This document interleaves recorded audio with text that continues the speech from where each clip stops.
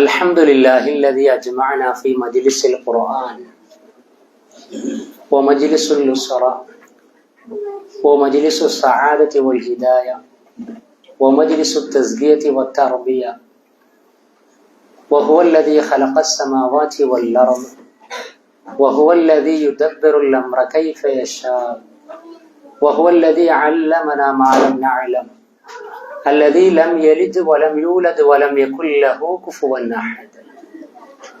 الصلاة والسلام على رسوله الأمين الكريم القائل إنما بعثت لأتمم مكارم الأخلاق. والنبي قال أيضا خياركم خياركم لأهله، وهو الذي قال في التدبر والدراسة وتبليع القرآن بلغوا عني ولو آية، خيركم من تعلم القرآن وعلمه. اللهم رب اشرح لي صدري ويسر لي أمري واحلل عقدة من لساني يفقه قولي. أعوذ بالله من الشيطان الرجيم. بسم الله الرحمن الرحيم. والذين يقولون ربنا هب لنا من أزواجنا وذرياتنا قرة أعين واجعلنا للمتقين إماما. اللهم رب اشرح لي صدري ويسر لي أمري واحلل عقدة من لساني يفقه قولي. ബഹുമാന്യരായ വെളിച്ചം സംഘാടകരെ, സാരഥികളെ, ഏറെ സ്നേഹം നിറഞ്ഞ സഹോദരി സഹോദരന്മാരെ, സത്യവിശ്വാസി വിശ്വാസിനികളെ, വിശുദ്ധ ഖുർആനിന്റെ പ്രാധാന്യം ജീവിതത്തിൽ പ്രവർത്തന പദത്തിൽ പ്രാവർത്തികമാക്കി ഖുർആനിന്റെ ജീവിക്കുന്ന പതിപ്പുകളായി മാറുവാൻ പരമാവധി പരിശ്രമിക്കുന്ന ഉത്ബുദ്ധരിൽ അള്ളാഹു നമ്മെ ഉൾപ്പെടുത്തി അനുഗ്രഹിക്കുമാറാകട്ടെ. പുതിയ കാലത്ത് വിശുദ്ധ ഖുർആനിന്റെ ഉദാത്തമായ ഉന്നതമായ സന്ദേശം വ്യക്തി, ദാമ്പത്യ, കുടുംബ, സാമൂഹിക, സാംസ്കാരിക, സാമ്പത്തിക സർവതല സ്പർശിയായി പ്രതിനിധീകരിക്കുവാനുള്ള സന്മാർഗവും സൗഭാഗ്യവും സന്നദ്ധതയും സന്മനസ്സും അള്ളാഹു നമുക്ക് അവർക്കും നൽകുമാറാകട്ടെ. നമ്മുടെ ഈ ഒരുമിച്ച് കൂടൽ പ്രതിഫലദായകവും പ്രതിഫലനം സൃഷ്ടിക്കുന്നതുമായ ഒരുമിച്ച് കൂടലായി അള്ളാഹു അനുഗ്രഹിക്കുമാറാകട്ടെ. വെളിച്ചം വക്ര ഏരിയ സംഗമത്തിൽ ഇൻഷാ അല്ലാഹ് ഇന്ന് നിങ്ങളുമായിട്ട് വിശുദ്ധ ഖുർആനിന്റെ ആയത്തുകളുടെ അടിസ്ഥാനത്തിൽ പ്രവാചക വചനങ്ങൾ ചേർത്ത് വെച്ച് കുടുംബവുമായി ബന്ധപ്പെട്ട ചില വിഷയങ്ങളും ചിന്തകളുമാണ് അല്പസമയം എന്നോടും നിങ്ങളോടും പരസ്പരം പങ്കുവച്ച് സംസാരിക്കുവാനുള്ളത്. അള്ളാഹു ഉപകാരപ്പെടുന്ന വിധത്തിൽ അറിവിനെ സ്വീകരിക്കുവാനുള്ള അവധാനതയും ശ്രദ്ധയും നമുക്ക് നൽകി അനുഗ്രഹിക്കുമാറാകട്ടെ. നമുക്കറിയാം, കുടുംബ ബന്ധങ്ങള്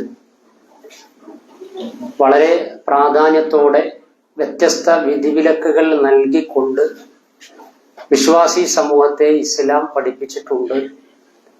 വിശുദ്ധ ഖുർആനിന്റെ ആയത്തുകളിലും പ്രവാചക വചനങ്ങളിലും കുടുംബത്തിന്റെ ഭിന്ന ഭാഗങ്ങളെ സംബന്ധിച്ച് വളരെ കൃത്യമായ വ്യക്തമായ ദിശാബോധമുണ്ട്. കാരണം ഒരു സമൂഹത്തിന്റെ കെട്ടുറപ്പ്, ഭദ്രത നിലകൊള്ളുന്നത് കുടുംബ സംവിധാനത്തിന്റെ സുരക്ഷിതത്വവും അതേപോലെ കുടുംബത്തിനകത്തുള്ള അംഗങ്ങൾ തമ്മിലുള്ള തിരിച്ചറിവും അടുപ്പത്തിന്റെയും അടിസ്ഥാനത്തിലാണ്. ഇപ്പൊ സാമൂഹിക രംഗത്ത് അതേപോലെ തന്നെ കുടുംബങ്ങളിൽ, മഹല്ലുകളിൽ, പ്രദേശങ്ങളിലൊക്കെ നടന്നുകൊണ്ടിരിക്കുന്ന വിവിധ തരത്തിലുള്ള വിഷമങ്ങളും വിഷയങ്ങളും നമുക്കറിയാവുന്നതാണ്. ഇപ്പൊ നാട് നന്നാകണം, സമൂഹം മെച്ചപ്പെടണം എന്ന് ആഗ്രഹിക്കാത്തവരായി ആരും നമ്മളിലില്ല. പക്ഷെ ഒരു നാട്, ഒരു പ്രദേശം, ഒരു മഹല്ല് എന്നൊക്കെ പറയുന്നത് ഒരുപാട് കുടുംബങ്ങൾ കൂടിയതാണ്.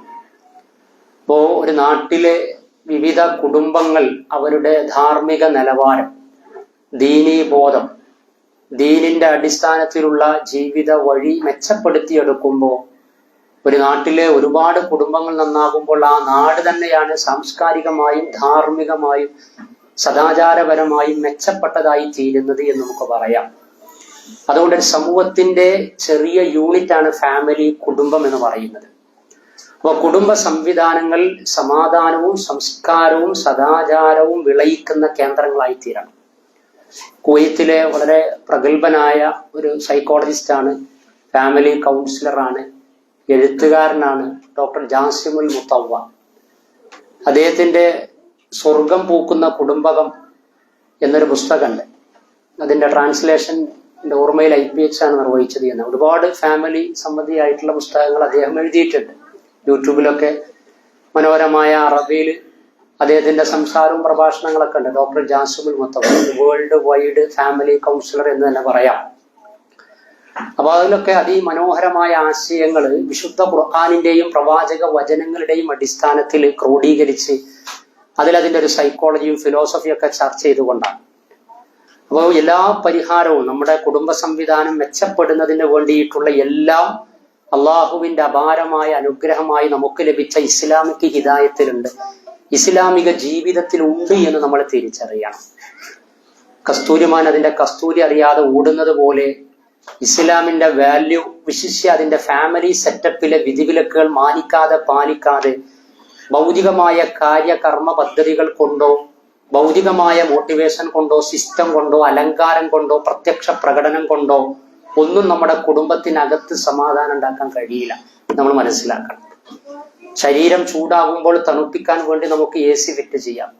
ഉറക്കം കിട്ടാതാകുമ്പോൾ വേണമെങ്കിൽ 10 ലക്ഷം രൂപയുടെ ബെഡ് വാങ്ങാം. പക്ഷെ ഉറക്കം 20 ലക്ഷം കൊടുത്താലും വാങ്ങാൻ നമുക്ക് സാധിക്കൂല. AC കൊണ്ട് ശരീരം തണുക്കും, പക്ഷേ ചൂടേറിക്കൊണ്ടിരിക്കുന്ന മനുഷ്യന്റെ മനസ്സ് തണുപ്പിക്കണമെങ്കിൽ അതിന് അള്ളാഹു സുബ്ഹാനഹു വ തആലയുമായി ബന്ധപ്പെട്ട ചിന്തകൾ തന്നെ അനിവാര്യമായി തീരും. അത് കുടുംബത്തിനകത്തുള്ള എല്ലാവരിലേക്കും അത് വേണ്ടി വരും. പക്ഷെ അതൊന്നും വേണ്ട വിധത്തിൽ ലഭിക്കാത്ത ഒരു പരിതസ്ഥിതി നമുക്ക് മുമ്പിലുണ്ട്. അത് മനസ്സിലാക്കിക്കൊണ്ട് നമ്മുടെ കുടുംബ സംവിധാനം കൂടുതൽ മെച്ചപ്പെടാനും ശക്തിപ്പെടാനും ആസ്വാദ്യകരമായി തീരാനും ഇമ്പമുള്ളതായി തീരുവാനുമുള്ള ശ്രമവും ശ്രദ്ധയും നമ്മുടെ ഭാഗത്ത് നിന്നുണ്ടാകണം. എല്ലാവരും ഇങ്ങനെ തുരുത്തുകളായി മാറിക്കൊണ്ടിരിക്കുകയാണ്, അല്ലേ? എല്ലാവരും തിരുത്തുകളാണ്. കുഞ്ഞുണ്ണി മാഷ് പറഞ്ഞതുപോലെ എനിക്കുണ്ടൊരു ലോകം, നിനക്കുണ്ടൊരു ലോകം, നമുക്കില്ലൊരു ലോകം. എനിക്കുണ്ടൊരു ലോകം അഥവാ ഭാര്യ ഭാര്യയുടെ ലോകത്താണ്, ഭർത്താവ് ഭർത്താവിന്റെ ലോകത്താണ്, മക്കൾ മക്കളുടെ ലോകത്താണ്, മാതാപിതാക്കൾ അവരുടെ ലോകത്താണ്. മക്കൾ നമ്മളറിയാതെ അവർ പറയുന്നുണ്ട് എന്താണ് നമ്മെക്കുറിച്ച് നമ്മുടെ രക്ഷിതാക്കൾ ഉപ്പ ഉമ്മ അറിയുന്നില്ലല്ലോ. അതേപോലെ തന്നെ ഭാര്യയെക്കുറിച്ച് ഭർത്താവും ഭർത്താവിനെ കുറിച്ച് ഭാര്യയും ഒക്കെ പറയുന്നുണ്ട്. ഓരോരുത്തരും അവരവരുടെ ലോകം പണിതുകൊണ്ടിരിക്കുകയാണ്. ഒന്നിച്ച് ഒരുമയായി ഒരേ ലക്ഷ്യത്തിലേക്ക് നല്ല മാർഗത്തിലൂടെ മുന്നേറുന്ന കെട്ടുറപ്പ് നമ്മുടെ കുടുംബരംഗങ്ങളിൽ നഷ്ടപ്പെടാൻ തുടങ്ങിയിട്ട് കാലം കുറച്ചായിട്ടുണ്ട്. അതിന്റെ റീസൺ, അതിന്റെ കാരണം എന്ന് പറയുന്നത് ദീനിന്റെ വിധിവിലക്കുകൾ നമ്മൾ തെറ്റിക്കാൻ തുടങ്ങി എന്നതാണ്. അപ്പൊ ബന്ധങ്ങൾക്ക് വലിയ പ്രാധാന്യം നമ്മൾ കൽപ്പിക്കണം. ബന്ധങ്ങളാണ് മനുഷ്യ ജീവിതത്തിന്റെ സൗന്ദര്യം എന്ന് പറയുന്നത്. ആ ബന്ധങ്ങളുടെ കേദാരവും കേന്ദ്രവും നിച്ചുമാണ് ഫാമിലി എന്ന് പറയുന്നത്. കുടുംബം എന്ന് പറയുന്നത് മനുഷ്യന്റെ ഭൂമിയിലെ അഡ്രസ്സാണ്, മേൽവിലാസമാണ്. കുടുംബ സംവിധാനത്തിന്റെ രൂപപ്പെടൽ തന്നെ അതീവ ഗൗരവത്തോടെയും അതേപോലെ തന്നെ അങ്ങേയറ്റത്തെ പ്രാധാന്യത്തോടെയുമാണ് അല്ലാഹു സുബ്ഹാനഹു വ തആല കൈകാര്യം ചെയ്ത് നമ്മെ അറിയിച്ചിട്ടുള്ളത്. നിങ്ങൾ കുടുംബജീവിതത്തിന് തുടക്കമിടുമ്പോൾ അതിന്റെ ദാമ്പത്യം, അതിന്റെ പ്രൈമറി സ്റ്റേജ്, രണ്ടാളുകൾ ഒന്നാകുന്ന സമയം, ആ ഒന്നാകുമ്പോൾ അതിന്റെ സെലക്ഷൻ എങ്ങാനും മാറിപ്പോയി കഴിഞ്ഞാൽ പിന്നീട് ഉണ്ടാകുന്ന പ്രയാസങ്ങൾ, അതിന് വെക്കുന്ന മാനദണ്ഡങ്ങൾ. എനിക്കെന്റെ ഉമ്മയെ തിരഞ്ഞെടുക്കാൻ കഴിയില്ല, ഉപ്പയെ തിരഞ്ഞെടുക്കാൻ കഴിയില്ല, മകനെ തിരഞ്ഞെടുക്കാൻ മകളെ തിരഞ്ഞെടുക്കാൻ കഴിയില്ല, രക്തബന്ധങ്ങളിലെ ബ്രദർ സിസ്റ്റർ സഹോദരി സഹോദരന്മാരെ തിരഞ്ഞെടുക്കാൻ കഴിയില്ല. പക്ഷെ എന്റെ ഈമാനിന്റെ പാതി പൂർത്തീകരിക്കുന്നവൾ, എന്റെ ഈമാനിന്റെ പാതി പൂർത്തീകരിച്ച് സന്താനങ്ങൾക്ക് ജന്മം കൊടുക്കേണ്ടവൾ, സ്വർഗം വരെ എത്തി നിൽക്കുന്ന മീസാഖൻ ഖലീല എന്ന 4-ാം അധ്യായം സൂറത്ത് നിസായിലെ പദത്തിലൂടെ പരാമർശിക്കപ്പെട്ട ശക്തമായ ബലിഷ്ഠമായ കരാറിനെ ശക്തിപ്പെടുത്തുന്നവൾ, അവളെക്കുറിച്ച് അന്വേഷിക്കുവാനുള്ള ബാധ്യത നൽകിയിട്ടുണ്ട്. അതേപോലെ തന്നെ വലിയന്റെയും ബാധ്യതയാണ്. 18, 19, 20, 22, 23 വയസ്സൊക്കെ പോറ്റു വളർത്തി വസ്ത്രവും ഭക്ഷണവും അക്കാഡമിക്കും സർവ്വതും കൊടുത്ത് അവസാനം ഒരാളുടെ കയ്യിൽ ഏൽപ്പിച്ചു കൊടുക്കുമ്പോൾ ഏൽപ്പിക്കപ്പെടുന്ന കൈ പ്രവാചക നിർവചനത്തിൽ ഖിയാറുക്കും ഖിയാറുകുൽ അഹ്ലി, സ്വന്തം ഇണയോട് മാന്യമായി, മര്യാദയോടെ, വിട്ടുവീഴ്ചയോടെ, വിനയത്തോടെ, ആർദ്രതയോടെ, അനുകമ്പയോടെ, ഐഹിക ആത്മീയ സാക്ഷരതയോടെ, സംസ്കാര സമ്പന്നതയോടെ സവിനയം പെരുമാറാൻ സാധിക്കുന്ന സാധ്യതയുള്ള ഒരുത്തന്റെ കയ്യിലേക്കാണോ ഞാൻ എൻ്റെ മകളെ കൊടുക്കുന്നത് എന്ന ബോധം ഉണ്ടാകണം, അന്വേഷണം ഉണ്ടാകണം എന്ന് വലിയനെ, രക്ഷിതാവിനെ, പിതാവിനെ ഇസ്ലാം അറിയിച്ചിട്ടുണ്ട്, പ്രവാചകൻ അറിയിച്ചിട്ടുണ്ട്. അപ്പൊ സമാധാനപൂർണമായി ഇണക്ക പൊരുത്തത്തോടുകൂടി ദാമ്പത്യ ജീവിതം മുന്നോട്ട് നീങ്ങണമെങ്കിൽ ദീനുള്ള രണ്ടാളുകൾ ഒന്നാകണം എന്ന് പറഞ്ഞു. ദീനാണ് അതിന്റെ ബേസ്. മറ്റെന്തൊക്കെ നഷ്ടപ്പെട്ടാലും സൗന്ദര്യം കുറയും, അതേപോലെ തന്നെ സമ്പത്ത് തകരും, ബിസിനസ് വേണ്ട വിധത്തിൽ ഇല്ലാതായി തീരും, ആരോഗ്യം ക്ഷയിക്കും. നമ്മുടെ കണക്കുകൂട്ടലുകൾക്ക് മീതെ അള്ളാഹുവിന് ചില കണക്കുകൂട്ടലുകളുണ്ട്. നമ്മുടെ നിയന്ത്രണങ്ങൾക്ക് മീതെ പടച്ചറബിന് ചില നിയന്ത്രണങ്ങളുണ്ട്. നമ്മൾ വിചാരിക്കുന്നത് നടക്കാത്തതും, കൊതിച്ചത് നടക്കാത്തതും, വിധിച്ചത് നടക്കുന്നതുമായ ഒരു നൈമിഷിക നശ്വര ലോകത്താണ് നമ്മൾ ജീവിക്കുന്നത് എന്ന ബോധമുണ്ടാകണം. ഭാര്യക്കും ഭർത്താവിനും വാപ്പാക്കും ഉമ്മാക്കും എല്ലാവർക്കും ഉണ്ടാകണം. ഈ ലോകത്തെ സംബന്ധിച്ച് കൃത്യമായ ബോധ്യം ഉണ്ടാകണം. 87-ാം അധ്യായം സൂറത്തുൽ അഅലയിൽ വല്ലാഖിറത്തു ഖൈറും വഅബ്ഖാ, അനശ്വരമായി, അനിശ്ചിതമായി, അനന്തമായി, അവസാനിക്കാതെ എവർലാസ്റ്റിംഗ് ആയി, ഇറ്റേണലായി നിലനിൽക്കുന്നത് പരലോകമാണ്. ബൽ തുസിറൂനൽ ഹയാത്തദ് ദുനിയ, എന്നാൽ നിങ്ങൾ നശ്വര നൈമിഷികമായ ഐഹിക ജീവിതത്തോടാണ് നിങ്ങൾ പ്രാധാന്യം കൽപ്പിക്കുന്നത്. അതിവിടം കൊണ്ട് അവസാനിക്കുന്നത്, എന്നാൽ അനശ്വരമായ ജീവിതം. ആ യാഥാർത്ഥ്യം ഉൾക്കൊണ്ട് ദാമ്പത്യം നയിക്കാൻ സാധിക്കുമ്പോൾ ദാമ്പത്യം എന്ന സംസ്കൃത പദം അനുഭവേദ്യമായി തീരും. ദാമ്പത്യം എന്ന വാക്കിന്റെ അർത്ഥം അഴിച്ചു മാറ്റാനാവാത്ത കെട്ട് എന്നാണ്. പക്ഷേ വളരെ എളുപ്പത്തിൽ അഴിച്ചു മാറ്റുന്ന കെട്ടായി മാറിയിട്ടുണ്ട് ഇന്ന് ദാമ്പത്യം എന്ന് പറയുന്നത്. എത്രയോ കുടുംബങ്ങൾ, എത്രയോ കേസ്. അങ്ങോട്ട് ഈ പരിപാടിക്ക് വരുന്നതിന് മുമ്പ് ഒരൊറ്റ ആഴ്ച കൊണ്ട് 3 ദാമ്പത്യവുമായി ബന്ധപ്പെട്ട ഡിസോർഡർ കേസിൽ ഇടപെടേണ്ടി വന്നു. അങ്ങനെയാണ് നമ്മൾ കണ്ടാൽ വിചാരിക്കുന്ന കുടുംബത്തിനകത്ത്, വീട്ടിനകത്ത്, അതേപോലെ കുടുംബക്കാരുടെ സമീപത്തൊക്കെ ഒന്നായി നടക്കുകയാണ്. ശാരീരികമായി അങ്ങനെ ഒന്നാണ് എന്ന് തെളിയിക്കുകയും സാന്നിധ്യത്തിലും സാഹചര്യത്തിലും പെരുമാറ്റത്തിലുമൊക്കെ വാഹനത്തിലടക്കം യാത്ര ചെയ്യുമ്പോൾ ഒന്നാണ് എന്ന് തെളിയിക്കുകയും, എന്നാൽ കല്യാണം കഴിഞ്ഞ് 6-7 മാസം വിത്തിൻ 1 ഇയർ കൊണ്ട് തന്നെ മാനസികമായി ഡൈവേഴ്സ് ചെയ്യപ്പെടുകയും ചെയ്ത എത്രയോ ദമ്പതികൾ നമുക്ക് സുപരിചിതമാണ്. പണ്ട് പല ഉദാഹരണം പുറത്തുനിന്ന് എടുക്കേണ്ടി വരുമെങ്കിൽ ഇന്ന് അവരവരുടെ വീടകങ്ങളിലും കുടുംബകങ്ങളിലും അയൽപ്പക്കങ്ങളിലും മഹല്ലുകളിലും പെരുകിക്കൊണ്ടിരിക്കുകയാണ്. ശാരീരികമായി അടുത്തു നിൽക്കുകയും മാനസികമായി ഡൈവേഴ്സ് ചെയ്യപ്പെട്ട അവസ്ഥയിലേക്ക് പോയിക്കൊണ്ടിരിക്കുകയും ചെയ്യുന്നു. അതുവഴി വലിയ പ്രയാസങ്ങൾ, ആത്മാഹുതി വരെ നടന്ന റിപ്പോർട്ടുകളൊക്കെ ഇതിനിടക്ക് നമ്മൾ വായിച്ചിട്ടുണ്ട്. അപ്പൊ എന്താണ് ഇതിനൊക്കെ കാരണം എന്ന് പറഞ്ഞാൽ, ജീവിതത്തെക്കുറിച്ച് ലിറ്ററസി, ദുനിയാവിനെ കുറിച്ചുമില്ല, ആഖിറത്തിനെ സംബന്ധിച്ചുമില്ല. അവിടെ പിന്നെ മവദ്ദത്തും ഉണ്ടാകൂല, റഹ്മത്തും ഉണ്ടാകൂല. അള്ളാഹുവാണ് ഇത് കൂട്ടി യോജിപ്പിക്കുന്നത് എന്ന ബോധം ഉണ്ടാകണ്ടേ. അള്ളാന്റെ അസ്തിത്വം അറിയിക്കുന്ന വിധത്തിലാണ് ദാമ്പത്യത്തെ സംബന്ധിച്ച് ഖുർആൻ കൈകാര്യം ചെയ്തത് എന്ന ഓർമ്മയുണ്ടാകണ്ടേ. അള്ളാഹുവാണ് കുടുംബത്തിന്റെ സംവിധായകൻ, ഡയറക്ടർ അള്ളാഹുവാണ്. പടച്ചറബാണ് ഒന്നിപ്പിച്ചിട്ടുള്ളത്. അതുകൊണ്ട് പടച്ചറബിന്റെ സംവിധാനമാണ് കുടുംബം. അതിന്റെ ഒരു ബറക്കത്തുണ്ട്. ആ ബറക്കത്ത് നഷ്ടപ്പെടാത്ത രൂപത്തിൽ കൈകാര്യം ചെയ്യണമെന്ന കാര്യബോധം ഉണ്ടാകണ്ടേ. ശുദ്ധ ഖുർആനിലെ 30-ാം അധ്യായം സൂറത്തു റൂമിലെ 21-ാമത്തെ ആയത്തിൽ وَمِنْ آيَاتِهِ أَنْ خَلَقَ لَكُم مِّنْ أَنفُسِكُمْ أَزْوَاجًا لِتَسْكُنُوا إِلَيْهَا وَمِنْ آيَاتِهِ, അള്ളാഹുവിന്റെ ദൃഷ്ടാന്തങ്ങളിൽ പെട്ടതാണ് നിങ്ങൾക്ക് നിങ്ങളിൽ നിന്ന് തന്നെയുള്ള ഇണകളെ സംവിധാനിച്ചു എന്ന് പറയുന്നത്. നിങ്ങളിൽ നിന്ന് തന്നെയുള്ള ഇണകൾ അള്ളാഹു സംവിധാനിച്ചിരിക്കുകയാണ്. നിങ്ങൾ നോക്കൂ, പുതിയ കാലത്ത് അവിടെ വരെ കടന്നു കയറ്റാണ്. കാരണം ആരാണ് ഇണ എന്നതിൽ പോലും ചർച്ച നടക്കുകയാണ്.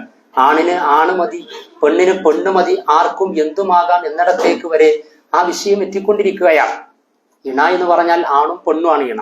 രാവും പകലും എന്ന പോലെ, കരയും കടൽ എന്ന പോലെ ആണും പെണ്ണുമാണ്. പക്ഷെ അതൊക്കെ ഇപ്പം എന്ത് ചെയ്യാണ്, LGBTQ നമ്മുടെ മക്കൾ കേട്ടുകൊണ്ടിരിക്കുന്ന അല്ലെങ്കിൽ അവരൊക്കെ അഭിമുഖീകരിക്കുന്ന ഇത്തരത്തിലുള്ള അസാംസ്കാരികമായ ലൈംഗിക ആഭാസ പ്രകൃതി വിരുദ്ധമായിട്ടുള്ള ആശയങ്ങളെ, കുടുംബ ജീവിതത്തിന്റെ ഫൗണ്ടേഷനെ തകർത്തുകൊണ്ടിരിക്കുകയാണ്. കല്യാണം തന്നെ വേണോ എന്ന് ചോദിക്കുകയാണ്. ആരെയും കല്യാണം കഴിച്ചൂടെ? ദാഹിക്കുന്ന സമയത്ത് വെള്ളം കുടിക്കുന്നത് പോലെ, വിശക്കുമ്പോ ഭക്ഷണം കഴിക്കുന്നത് പോലെ, ലൈംഗിക ദാഹം ഉണ്ടാകുമ്പോൾ അതിനൊരു സാഫല്യം തേടണം, സാധ്യത ഉപയോഗപ്പെടുത്തണം എന്ന് മാത്രമല്ലേ ഉള്ളൂ എന്ന് ചിന്തിക്കിടന്നത് എത്തിയിരിക്കുകയാണ്. ചായ കുടിക്കാൻ ആരെങ്കിലും ഹോട്ടൽ പൈസ കൊടുത്ത് വാങ്ങാറുണ്ടോ എന്ന ലളിതമായ എന്നാൽ ചിന്തോദീപകമായത് പലപ്പോഴും നമ്മൾ കേൾക്കാറുണ്ട്. അങ്ങനെ ഒരു കരാറിന്റെ അടിസ്ഥാനത്തിൽ പിന്നെ വിധേയപ്പെടുന്ന അവസ്ഥയിലേക്ക് പോകേണ്ടതുണ്ടോ എന്ന് ചിന്തിക്കുകയാണ്. അങ്ങനെ ചിന്തിച്ച് വൈവാഹിക ജീവിതം പിന്തിപ്പിക്കുന്നു എന്ന് മാത്രമല്ല, അവസാനം അതേ ഉമ്മത്തിൽ നിന്ന്, ഖൈറു ഉമ്മത്തിൽ നിന്ന് തന്നെ സ്വർഗരതിയിലേക്ക് LGBTQAI++ ആശയങ്ങളുടെ പ്രഥമ ലെറ്ററുകളുടെ തിയറികൾ പ്രയോഗവൽക്കരിക്കുന്നവരായി മാറിക്കൊണ്ടിരിക്കുകയാണ്. ആദിലൈൻ നൂറയും അല്ലെ, ആദിലൈൻ നൂറയും മലബാർ ഏരിയയിൽ നിന്ന് അവർ പരസ്പരം വിവാഹം കഴിക്കുകയാണ്. ആദ്യം തമാശയാണ് എന്ന് തോന്നി, പിന്നെ അത് കാര്യത്തിലാണ്. എന്താണ് LGBTQ? L lesbian, G gayism, B bisexual, T transgender, trans woman, trans men എന്നൊക്കെ പറഞ്ഞിട്ട്, അതേപോലെ ക്യൂർ തിയറി, ഇതൊക്കെയാണ് ഇങ്ങനെ പഠിപ്പിക്കുന്നത് ക്യാമ്പസിൽ. പിന്നെ വ്ലോഗേഴ്സ് അവരുടെ വ്യൂവേഴ്സിനെ കൂട്ടാൻ വേണ്ടിയിട്ട് മൈക്കുമായി ചെന്ന് ചോദിക്കുക, are you guys? Yes we are guys. പിന്നെ പറയാം, ഞങ്ങൾ ഗെയ്സ് ആണ്, ഞങ്ങൾ ലെസ്ബിയൻസ് ആണ്. ലെസ്ബിയൻസ് ആണ്, കുട്ടികൾ അറിയുന്നില്ല. അതൊക്കെ ഖുർആൻ കൈകാര്യം ചെയ്തു. വർഷങ്ങൾക്ക് മുമ്പ്, പതിറ്റാണ്ടുകൾക്ക് മുമ്പ് ഒരു സമൂഹം കീഴ്മേൽ മറിക്കപ്പെട്ട ധാർമ്മിക ശോഷണം, ലൈംഗിക അരാജകത്വമാണ് ഇത് എന്ന് ഖുർആൻ എന്നോ പറഞ്ഞിട്ടുണ്ട്. പഴയ വീഞ്ഞ് പുതിയ കുപ്പിയിലായിട്ട് അവതരിപ്പിക്കപ്പെടുകയാണ്. ഞാൻ സംസാരിക്കുന്നത് അങ്ങ് അമേരിക്കൻ ഐക്യനാടുകളിലെ അല്ലെങ്കിൽ ഓസ്ട്രേലിയയിലെ യൂറോപ്യൻ രാജ്യങ്ങളിലെ അവസ്ഥകളെ കുറിച്ചല്ല. അതൊക്കെ ഇങ്ങോട്ട് വരാൻ തുടങ്ങി. കുടുംബ സംവിധാനങ്ങൾക്ക് വലിയ പ്രാധാന്യം കൊടുക്കുന്നവരാണ് പൗരസ്ത്യ സമൂഹം. മലേഷ്യ, ഇന്തോനേഷ്യ, അറബ് രാജ്യങ്ങൾ, അതേപോലെ തന്നെ ഇന്ത്യയിൽ തന്നെ കേരളീയ സമൂഹം കുടുംബ സംവിധാനങ്ങൾക്ക്, കുടുംബഘടനകൾക്ക് വലിയ പ്രാധാന്യം, ഇമ്പോർട്ടന്റ് കൽപ്പിക്കുന്നുണ്ട്.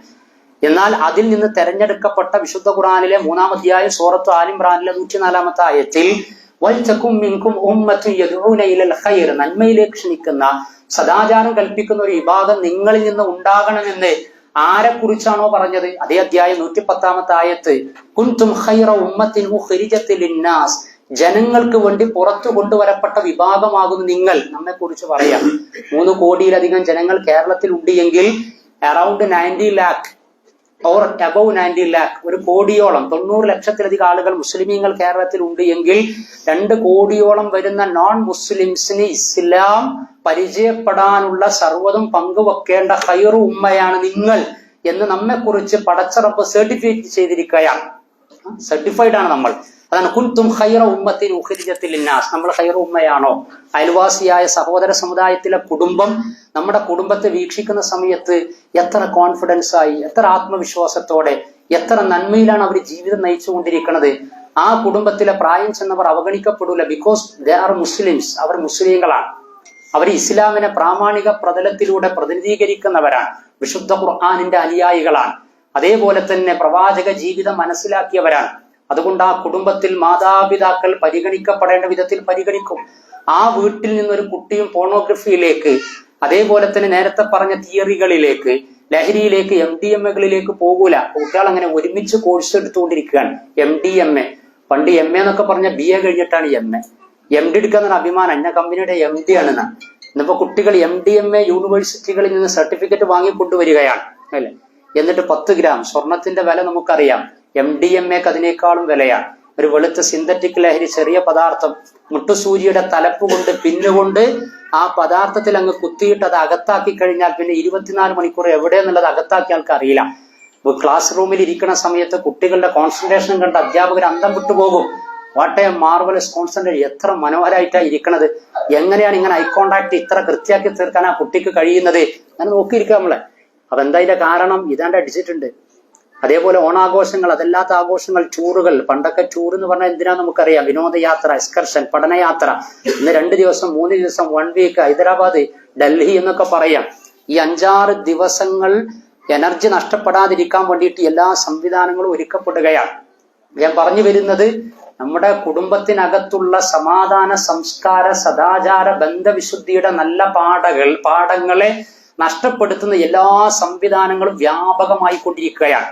അതിലാണ് ദാമ്പത്യത്തെ കുറിച്ച്. അപ്പൊ കുട്ടികളോട് ചോദിക്കുമ്പോൾ അവർക്ക് കല്യാണം കഴിക്കാൻ ആഗ്രഹമില്ല. ഈ കഴിക്കാൻ നിൽക്കുമ്പോൾ തന്നെ ഈ ജാതി എന്തെങ്കിലും ഏടാകൂടങ്ങളിൽ പെട്ടുപോകുമെന്ന്. 18 വയസ്സ് കഴിഞ്ഞാൽ പാതിലൂറ് വെച്ച് വാപ്പാക്ക് ഉമ്മാക്ക് എന്തൊക്കെ സ്വപ്നങ്ങൾ ഉണ്ടാകും. മഹല്ല് ഭാരവാഹികൾ, രക്ഷിതാക്കൾ വന്ന് ചോദിക്കും, എന്താ ഈ പറയണത്? ആദ്യം തമാശയാണല്ല, തമാശ അല്ല. കാരണം അവരങ്ങനെ ആഗ്രഹിച്ച കോടതിയിലെത്താണ്. ബഹുമാനപ്പെട്ട ഹൈക്കോടതി ഉത്തരവ് കൊടുക്കുകയാണ്. ആസ് ഇന്ത്യൻ സിറ്റിസൺ, ഇന്ത്യൻ പൗര എന്നുള്ള നിലക്ക് 18 വയസ്സ് കഴിഞ്ഞാൽ കുട്ടികളുടെ വിഷയത്തിൽ ആർക്കും ഇടപെടാൻ കഴിയില്ല. ഗുരുനാഥന്മാരോ, രക്ഷിതാക്കളോ, അധ്യാപകരോ, നാട്ടുകാരോ, വീട്ടുകാരോ ആരാകട്ടെ, അവർക്ക് ഡിസിഷൻ മേക്കിംഗ്, അവരുടെ ജീവിതം അവർ കണ്ടെത്തും. അവർക്കനുസരിച്ച് അതിലിടപെട്ട് കഴിഞ്ഞാൽ ക്രിമിനൽ ആക്ടിവിറ്റി ആവും, ജയിലിൽ കിടക്കേണ്ടി വരും. മഹല്ല് കമ്മിറ്റിയൊക്കെ ഓടിയെടുത്ത് പുല്ല് മുളക്കൂല എന്ന് പറഞ്ഞ പോലെ മനസ്സിലായില്ലേ? പരിസരത്ത് ഉണ്ടാകൂല.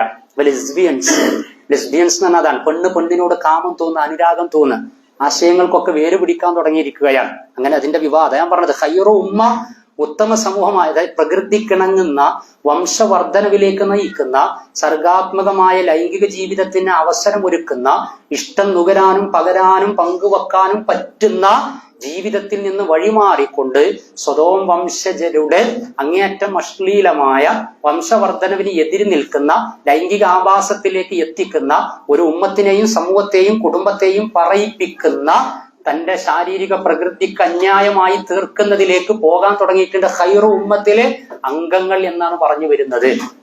പണ്ടത്തെ പാരന്റിങ് പോലെ, പണ്ടത്തെ കുടുംബജീവിത സംവിധാനം പോലെ, ചർച്ചകൾ പോലെ കാര്യങ്ങൾ മുന്നോട്ട് കൊണ്ടുപോയാൽ പോരാ എന്നാണ് പറഞ്ഞതിന്റെ ചുരുക്കം. വിഷയത്തിന്റെ ഗൗരവം നമ്മൾ മനസ്സിലാക്കണം. അതേപോലെ തന്നെ അപ്പൊ അത് ഈ ലെസ്ബിയൻസ് മാത്രമല്ല, ഗെയ്സ് ആയാലും ബൈസെക്സ് ആയാലും ഒരുത്തണ്ട് ഓനെ ചെവി കട്ട് ചെയ്തിട്ട് പുരികം പഠിച്ചാൽ, പുരികം എന്ന് പറഞ്ഞാൽ അതിന്റെ ഒരു അനുഗ്രഹം എത്രയെന്നുള്ള പഠിച്ചു കഴിഞ്ഞാൽ അറിയാം, ആളെ തിരിച്ചറിയില്ല, അല്ലേ? പുരികം പഠിച്ചു കഴിഞ്ഞാൽ പിന്നെ വേറൊരു കോലാകുക. 2 ചെവി കട്ട് ചെയ്തെടുത്തിട്ട് പുരികം പഠിച്ചിട്ട് ഓൻ പറയാണ് ഞാന് അന്യഗ്രഹത്തിൽ നിന്ന് വന്ന ആളാണ്. My body is my choice ആണ്. അതാണ് my body is my choice എന്ന് പറഞ്ഞാൽ എന്റെ ശരീരം എന്റെ ചോയ്സ് ആണ്, അത് ഏത് കോലത്തിലാകണം ആകണ്ടെന്ന് ഞാൻ തീരുമാനിക്കും, അല്ലേ? ഞാനിപ്പോ അന്യഗ്രഹത്തിൽ നിന്ന് വരുന്ന ഒരാളെ പോലെ ആകാൻ പോവുകയാണ്. നിങ്ങൾ ഈ ഇരിക്കുന്ന ഇരുത്തത്തിൽ യൂട്യൂബ് എടുത്ത് ഹ്യൂമൻ ഡോഗ്സ് ഇൻ UK എന്ന് അടിച്ചു കഴിഞ്ഞാൽ, മനുഷ്യ നായകൾ UK, you can see more than 10,000 dogs are there, human dogs are there. അല്ലേ? 10,000-ലധികം മനുഷ്യ നായകൾ നിങ്ങൾക്ക് കാണാൻ കഴിയും. ആളുകൾ ഹൈപ്പർ മാർക്കറ്റ് പോണ സമയത്ത് ഈ നായകളായിട്ട്, മനുഷ്യൻ നായന്റെ രൂപത്തിലായിട്ട്, എന്നിട്ട് അവരായിട്ട് അഭിമുഖം, നിങ്ങൾക്ക് എങ്ങനെയുണ്ട് ചോദിക്കുമ്പോൾ വി ആർ സാറ്റിസ്ഫൈഡ്, ഒരു കുഴപ്പമില്ല, ഞങ്ങൾ ഇതാകാൻ ആഗ്രഹിക്കണം. മനുഷ്യ നായകളായിട്ട് മനുഷ്യരുടെ കൂടെ ജീവിക്കുകയാണ്. അല്ലേ? അപ്പൊ ഇതെന്താ, മനുഷ്യർക്ക് എന്തോ ആകാം, ആരും അതിൽ ഇടപെടാൻ പാടില്ല എന്നുള്ള നിലക്ക് കാര്യങ്ങൾ എന്ത് ചെയ്യുക, മുന്നോട്ട് കൊണ്ടുപോകുക. എങ്ങനെ ഉണ്ടാകും? അപ്പൊ ഈ ജാതി ആശയങ്ങൾ നമ്മൾ നിർമ്മിച്ച വീട്ടിൽ, നമ്മൾ സെറ്റ് ചെയ്ത് കൊടുത്ത റൂമിൽ, നമ്മൾ വാങ്ങിക്കൊടുത്ത് ഫിറ്റ് ചെയ്ത AC-യുടെ തണുപ്പിൽ, നമ്മുടെ മക്കൾ ഈ മൊബൈൽ ഉപയോഗിച്ച് കണ്ടുകൊണ്ടിരിക്കുന്ന റീൽസുകള്, കാഴ്ചകള്, സൗഹൃദ വലയങ്ങൾ, ബന്ധങ്ങൾ, ഇതൊക്കെ നോക്കിക്കഴിഞ്ഞാൽ അതിലൂടെ അവർക്ക് കിട്ടുന്ന സബ് കോൺഷ്യസ് മൈൻഡിലേക്ക് കിട്ടിക്കൊണ്ടിരിക്കുന്ന ആശയങ്ങൾ എന്താണ്? അത് അവരിൽ എന്തൊക്കെ സ്വാധീനം ഉണ്ടാക്കും? വിശ്വാസത്തിൽ, അനുഷ്ഠാനത്തിൽ, ആചാരത്തിൽ, മൊറാലിറ്റിയിൽ, മോഡസ്റ്റിയിൽ, ധാർമ്മികതയിൽ, സദാചാരത്തിൽ, ബന്ധങ്ങളിൽ, ഇതിനെക്കുറിച്ച് നമ്മൾ ചിന്തിച്ചിട്ടുണ്ടോ? അല്ലെ? കാരണം വീട്ടിനകത്ത് ഉള്ള ആളുകളുമായി അറ്റാച്ച്മെന്റ് ഇല്ല, ഇമോഷണൽ കോഷ്യന്റ്, വൈകാരിക തല ബന്ധങ്ങളില്ല. എന്നാൽ നമ്മൾ ഇന്റലിജന്റ് കോഷ്യന്റ് ഉഷാറാണെന്ന് പറയും. അപ്പൊ ഈ ഇമോഷണൽ കോഷ്യന്റും ഇല്ല, സ്പിരിച്വൽ കോഷ്യന്റ്, ആത്മീയ തലമൊക്കെ നഷ്ടപ്പെടുത്തിയിട്ടുണ്ട്. എന്നാൽ അവർ കേമന്മാരാണ് എന്ന് നമ്മൾ വിചാരിക്കുകയാണല്ല. കാരണം വീട്ടിലേക്ക് ചെന്ന് കഴിഞ്ഞാൽ ഉമ്മയോട് സംസാരിക്കുന്ന, ഉപ്പയോട് സംസാരിക്കുന്ന, സഹോദരനോട് സംസാരിക്കുന്ന, സഹോദരിയോട് സംസാരിക്കുന്ന, അതിന് സമയം കണ്ടെത്തുന്ന, സന്നദ്ധത കാണിക്കുന്ന എത്ര ആളുകളുണ്ട്? നമ്മുടെയൊക്കെ ഒരു കേരളീയ പശ്ചാത്തലത്തിൽ നമ്മളുടെ വീടിന്റെ അന്തരീക്ഷമൊക്കെ നോക്കിയാൽ സിറ്റ് ഔട്ടിൽ ഇരുന്ന് വാപ്പയും ഉമ്മയും, അല്ലെങ്കിൽ ഇവിടെ ആയിരുന്നാലും വാപ്പയും മക്കളും ഒക്കെ ഒരുമിച്ചിരുന്ന് റിലാക്സ് ചെയ്ത് എല്ലാ ഭാണ്ഡക്കെട്ടുകളും തിരക്കുകളും മാറ്റിവെച്ചുകൊണ്ട് ഒരു 5 മിനിറ്റ് മനസ്സ് തുറന്ന് സംസാരിക്കാൻ സഹനം കാണിക്കുന്ന, ക്ഷമ കാണിക്കുന്ന, കാഴ്ചപ്പാട് കാണിക്കുന്ന എത്ര പേര് നമ്മുടെ കുടുംബത്തിലുണ്ട്? ടീനേജ് പ്രായത്തിലുള്ള, ബാല്യപ്രായത്തിലുള്ള, കൗമാരപ്രായത്തിലൊക്കെ ഉള്ള കുട്ടികൾ അതിന് കിട്ടുന്നുണ്ടോ? അവർക്ക് മനസ്സ് തുറക്കാൻ കഴിയുന്നുണ്ടോ? പെൺകുട്ടികൾ, ആൺകുട്ടികൾ, അവരുടെ വളർച്ച, അതിനനുസരിച്ച് അവരിലുണ്ടാകുന്ന വേരിയേഷൻസ്, അവർ നമ്മളുമായുള്ള അവരുടെ അറ്റാച്ച്മെന്റ് പുനഃപരിശോധിക്കണ്ടേ? ഞാൻ ആമുഖമായി ഓതി വെച്ച ആയത്ത് വിശുദ്ധ ഖുർആനിലെ 25-ാം അധ്യായം സൂറത്തുൽ ഫുർഖാനിലെ 74-ാമത്തെ ആയത്താണ്. 25-ാം അധ്യായം സൂറത്തുൽ ഫുർഖാനിലെ 74-ാമത്തെ ആയത്ത്, വല്ലദീന യഖൂലൂന റബ്ബന ഹബ് ലനാ മിൻ അസ്വാജിനാ വദുരിയാതിനാ ഖുറത അയുൻ. പരമകാരുണികന് വിധേയപ്പെട്ട അടിമകളുടെ വിശേഷണം വിശകലനം ചെയ്യുന്ന ഭാഗമാണ് 25-ാം അധ്യായം സൂറത്തുൽ ഫുർഖാനിന്റെ അവസാന ഭാഗം എന്ന് പറഞ്ഞാൽ. കാരണം നമ്മൾ വെളിച്ചം പദ്ധതി, ഖുർആനിന്റെ ആശയ പഠനം ഒക്കെയാണല്ലോ. ആശയം പഠിക്കുമ്പോൾ എന്താ കിട്ടും? ഓരോ സൂറത്തുകൾക്കും വ്യത്യസ്ത മെസ്സേജുകളാണ്. ശുദ്ധ ഖുർആൻ തന്നെ അങ്ങനെയാണ്, ഓരോ ഭാഗം. അപ്പൊ അതിലിപ്പോ സൂറത്തുൽ ഫുർഖാനാണ് 114 അധ്യായങ്ങൾ, 6000-ൽ പരമായത്തുകൾ, 30 ജുസ്, 96-ാം അധ്യായം സൂറത്തുൽ അലക്കിന്റെ ആദ്യ ഭാഗത്ത് അവതരിക്കപ്പെട്ട അലക്ക് എന്ന അധ്യായത്തിൽ 5 ആയത്തുകൾ, അതാണ് പ്രാരംഭം. ഇഖ്റ ബിസ്മി റബ്ബിക്കല്ലദീ ഖലഖ് മുതൽ തുടങ്ങി പിന്നെ 114 അധ്യായങ്ങളിലായി 2 ഏടുകൾക്കുള്ളിൽ ക്രോഡീകരിക്കപ്പെട്ട വിവിധ അധ്യായ ആയത്ത് ആശയങ്ങളിലൂടെ കണ്ണും കൽബും ഓടിച്ചു കഴിഞ്ഞാൽ ഞാൻ നേരത്തെ പറഞ്ഞതും പറയാനിരിക്കുന്നതുമായ വിഷയങ്ങൾക്കൊക്കെയുള്ള പരിഹാരം ഖുർആനിലുണ്ട് എന്ന് മനസ്സിലാക്കാൻ കഴിയും. അപ്പോൾ 25-ാം അധ്യായം സൂറത്തുൽ ഫുർഖാനിന്റെ അവസാന ഭാഗത്ത് പടച്ച റബ്ബിന് വിധേയപ്പെട്ട ഇബാദുർ റഹ്മാൻ അവരുടെ ശൈലിശീലങ്ങൾ, അവരുടെ സ്വഭാവങ്ങൾ, അവരുടെ രീതികൾ, അവരുടെ ഗുണങ്ങൾ, ക്വാളിറ്റീസ് ഒക്കെ ചർച്ച ചെയ്യാൻ അതിൽ അവർ പ്രാർത്ഥന നിർവഹിക്കും. ആ പ്രാർത്ഥനയിൽ പ്രധാനപ്പെട്ട ഒന്ന് ഇതാണ്, വല്ലദീന യഖൂലൂന, അവർ പ്രാർത്ഥിക്കുന്നതാണ്, റബ്ബന ഞങ്ങളുടെ രക്ഷിതാവേ, ഹബ് ലനാ മിൻ അസ്വാജിനാ ഖുർറത അയ്ൻ, ഞങ്ങളുടെ ഇണകളിൽ നിന്ന്, ഞങ്ങളുടെ മക്കളിൽ നിന്ന് ഞങ്ങൾക്ക് നീ കൺകുളിർമ നൽകണമെന്ന. ഞങ്ങളുടെ ഇണകളിൽ നിന്നും മക്കളിൽ നിന്നും കൺകുളിർമ കിട്ടണ്ടേ, കൺകുളിർമ കിട്ടണം എന്നാണ്. കാരണം ഇസ്ലാമിക് പെർസ്പെക്റ്റീവിലെ ലൈഫിൽ കൺകുളിർമ കിട്ടുന്നതാണ്. നമ്മൾ ദാമ്പത്യത്തിലേക്കാണ്ട് കടന്ന്, ഞാൻ നേരത്തെ പറഞ്ഞതുപോലെ ദാമ്പത്യം സമൂഹത്തിൽ അതിന്റെ തുടക്കത്തിന് പല കണ്ടീഷനും കടന്നു വരും. അതിനെ കടത്തി വെട്ടിക്കൊണ്ട് അതിന്റെ സ്പിരിച്വൽ കണ്ടീഷനോട് നീതി പുലർത്തി കഴിഞ്ഞാൽ പുറത്തെ ആഴ്ച കിട്ടുമെന്നാണ്. നാട്ടിൽ കല്യാണം നടക്കുമ്പോൾ കുടുംബ മഹിമ വരും, സമ്പത്തിന്റെ കനം ചർച്ചക്ക് വരും, സൗന്ദര്യവും കണ്ടീഷനായി വരും. പാടെ അതെല്ലാം മാറ്റിവെക്കണമെന്ന് മതം പറഞ്ഞിട്ടില്ലെങ്കിൽ കൂടി the first priority and preference goes to spiritual aspect, അഥവാ ഫൽഫർ ബിദാത്തി ദീൻ, ദീനുള്ളവളെ സ്വീകരിക്കണം, ദീനുള്ളവനെ സ്വീകരിക്കണം. ലഫിറ എന്ന അറബി പദത്തിന്റെ അർത്ഥം ജയിച്ചു എന്നാ. ഫൽഫർ അത് വഴിക്ക് നീ വിജയിക്കണം, ഫിഅലു അംറൻ, നീ വിജയിക്കണം അല്ലേ? ഏതാ വിജയം? രണ്ട് ലോകത്തും നീ വിജയിക്കണം എന്നാ. രണ്ട് ലോകത്തും, ഇവിടുന്ന് മാത്രമല്ല അവിടെയും വിജയിക്കണം. നമ്മുടെ ഇണകൾ അവിടെ ഉണ്ടാകുന്ന, ഇവിടെ അവിടെ ഉണ്ടാവോ, അങ്ങനെ ചിന്തിക്കണം, മനസ്സിലായില്ലേ? ഇതൊക്കെ എല്ലാ അർത്ഥത്തിലും ദീൻ അനുസരിച്ചായി കഴിഞ്ഞാൽ അവിടേക്ക് പറ്റുന്ന കോല രൂപത്തിലേക്ക് മാറ്റിയിട്ട് അവിടെ ഉണ്ടാകുന്ന അത് വല്ലാത്തൊരു ജീവിത. സൂറത്ത് യാസീനിലാണ് എന്റെ ഓർമ്മ, ഹും വഅസ്വാജുഹും ഫീ ളിലാലിൻ അലൽ അറായികി മുത്തഖിഊൻ, അല്ലേ? അവരും അവരുടെ ഇണകളും കോർണീഷിൽ പോയി ഇങ്ങനെ ഇരിക്കാന്നല്ല. സ്വർഗത്തിലുണ്ട് ചില കോർണീഷുകൾ, അല്ലേ? സ്വർഗത്തിലുണ്ട് ചില ഇരിപ്പിടങ്ങള്. അവിടെ ഇരിക്കുന്ന സമയത്ത് ഒരു പ്രശ്നം, ഒരു ടെൻഷൻ, ഒരു പ്രയാസം, ഒരു അസുഖം, ഒരു നൈരാശ്യം, ഒരു സ്ട്രെസ് ഒന്നും ഉണ്ടാകൂല. With all kinds of relaxation and enjoyment. ഇവിടെ നേരത്തെ കാലത്ത് PSC കിട്ടി ദാമ്പത്യത്തിന്റെ ഊഷ്മളത വറ്റി വരണ്ട് പോയിട്ടുണ്ടാകും. നമ്മൾ വിചാരിച്ച PSC അല്ല, പ്രഷർ, ഷുഗർ, കൊളസ്ട്രോൾ, ആ PSC. അപ്പൊ ഇതൊക്കെ കിട്ടിയിട്ടൊക്കെ പോയിട്ടുണ്ടെങ്കിൽ, എന്നാൽ അവിടെ എത്തിക്കഴിഞ്ഞാൽ ഇവിടെ നിന്ന് നഷ്ടപ്പെട്ടതൊക്കെ അവിടെ പരിഹരിക്കപ്പെടും. നമ്മൾ പാലിയേറ്റീവിലൊക്കെ വർക്ക് ചെയ്യുമ്പോൾ ഹോം കെയറിന് പോണ സമയത്ത് സഹധർമ്മിണി ആക്സിഡന്റ് സംഭവിച്ച പ്രിയതമനെ പരിചരിക്കാൻ വേണ്ടിയിട്ട് മറ്റൊരു വിവാഹം കഴിക്കാതെ സാധ്യത ഉണ്ടായിട്ടും മാറ്റിവെച്ച് അദ്ദേഹത്തിന്റെ കൂടെ പൊറുക്കുകയാണ്. ദാമ്പത്യ ജീവിതത്തിന്റെ എല്ലാ ഭാഗവും വിട്ടഭാഗം പൂരിപ്പിക്കപ്പെടുമോ ഈ ലോകത്തില്ല. എന്നാൽ അവർ നിരാശപ്പെടണോ? വേണ്ട. കാരണം നമസ്കരിക്കുന്ന സമയത്ത് ഈച്ച് എവരി പേഴ്സൺ, ഇമാം ഓർ മൗമു, male or female, girl or boy, should be recite the സൂറ ഫാത്തിഹ ഓതണം. അതിൽ മാലിക് യൗമിദ്ദീൻ, പ്രതിഫല ദിനത്തിന്റെ ഉടമസ്ഥനായ, കണ്ടോ? അതുകൊണ്ട് അള്ളാഹിനെ സ്തുതിക്കുന്നത്. അൽഹംദുലില്ലാഹി റബ്ബിൽ ആലമീൻ. പാപ്പാന്റെ മയ്യത്താവും നിസ്കരിക്കുക, ഉമ്മാന്റെ മയ്യത്താകും, മക്കളുടെ മയ്യത്താകും, എന്നാൽ അള്ളാഹിനെ സ്തുതിക്കണം സൂറത്തുൽ ഫാത്തിഹയിൽ. കാരണം അതിലെന്തുണ്ട്? മാലിക് യൗമിദ്ദീൻ, പ്രതിഫല ദിനത്തിന്റെ ഉടമസ്ഥനാണ്. ഇവിടുന്ന് എന്ത് നഷ്ടപ്പെട്ടാലും അവിടെ കിട്ടാനുണ്ട് എന്നാണ്. അപ്പൊ ഞങ്ങൾ വന്ന ഒരു വിഷയം MTQ മർക്കസ് തഹ്ഫീദുൽ ഖുർആന്റെ അവിടെ പോയി അടുത്തൊരു കുട്ടി ഹാഫിളായി. 5-ാമത്തെ വയസ്സിൽ ആ കുട്ടിയുടെ പിതാവ് നഷ്ടപ്പെട്ടതാണ്. അല്ല, 5-ാമത്തെ വയസ്സായിരിക്കുമ്പോ ആ കുട്ടിയെ ഹിഫ്ള് സ്ഥാപനത്തിലേക്ക് ചേർത്തണമെന്നുള്ള ചർച്ച ആ ഉമ്മയും ഉപ്പയും നടത്താണ്. സൗദിയിൽ വർക്ക് ചെയ്യുന്ന പിതാവാണ്. അങ്ങനെ മോനോടെ ചേർത്തെന്ന് പറഞ്ഞാൽ പിതാവ് ആക്സിഡന്റ് ആയി മരിക്കുകയാണ്. അപ്പൊ ഈ അടുത്ത് കാമിലായിട്ട് ആ കുട്ടി ഹാഫിളായി മാറി. ആ ഉമ്മയടക്കമുള്ള ആ സദസ് കരയാണ്. കാരണം ഉപ്പാന്റെ ഒരു സ്വപ്നമായിരുന്നു എന്നുള്ളതാണ്. പക്ഷെ ടെൻഷനില്ല. വിച്ച് മീനിങ് എന്തുണ്ട്? മാലിക് യൗമിദ്ദീൻ, കണ്ടുമുട്ടാനുള്ള അവസരം അള്ളാഹ് നൽകിയിട്ടുണ്ട്. അള്ളാഹു കണ്ടുമുട്ടാനുള്ള അവസരം നൽകിയിട്ടുണ്ട്. നഷ്ടപ്പെട്ടതൊന്നും നഷ്ടപ്പെട്ടതല്ല, അതൊക്കെ വീണ്ടെടുക്കാനുള്ള അവസരം നൽകിയിട്ടുണ്ട്. മുണ്ടക്കൈ ചൂരൽമല പ്രദേശത്ത് ഉരുൾപൊട്ടി. നമ്മളെപ്പോലെ ഒരുപാട് സ്വപ്നങ്ങളുമായി ജീവിച്ച ആളുകൾ 12 മണിക്കൂർ ഉരുൾപൊട്ടി, 2 മണിക്കൂർ ഉരുൾപൊട്ടി, ഒരു 2 ഗ്രാമം ഒന്നാകെ ഒന്നുമല്ലാതായി തീർന്നു.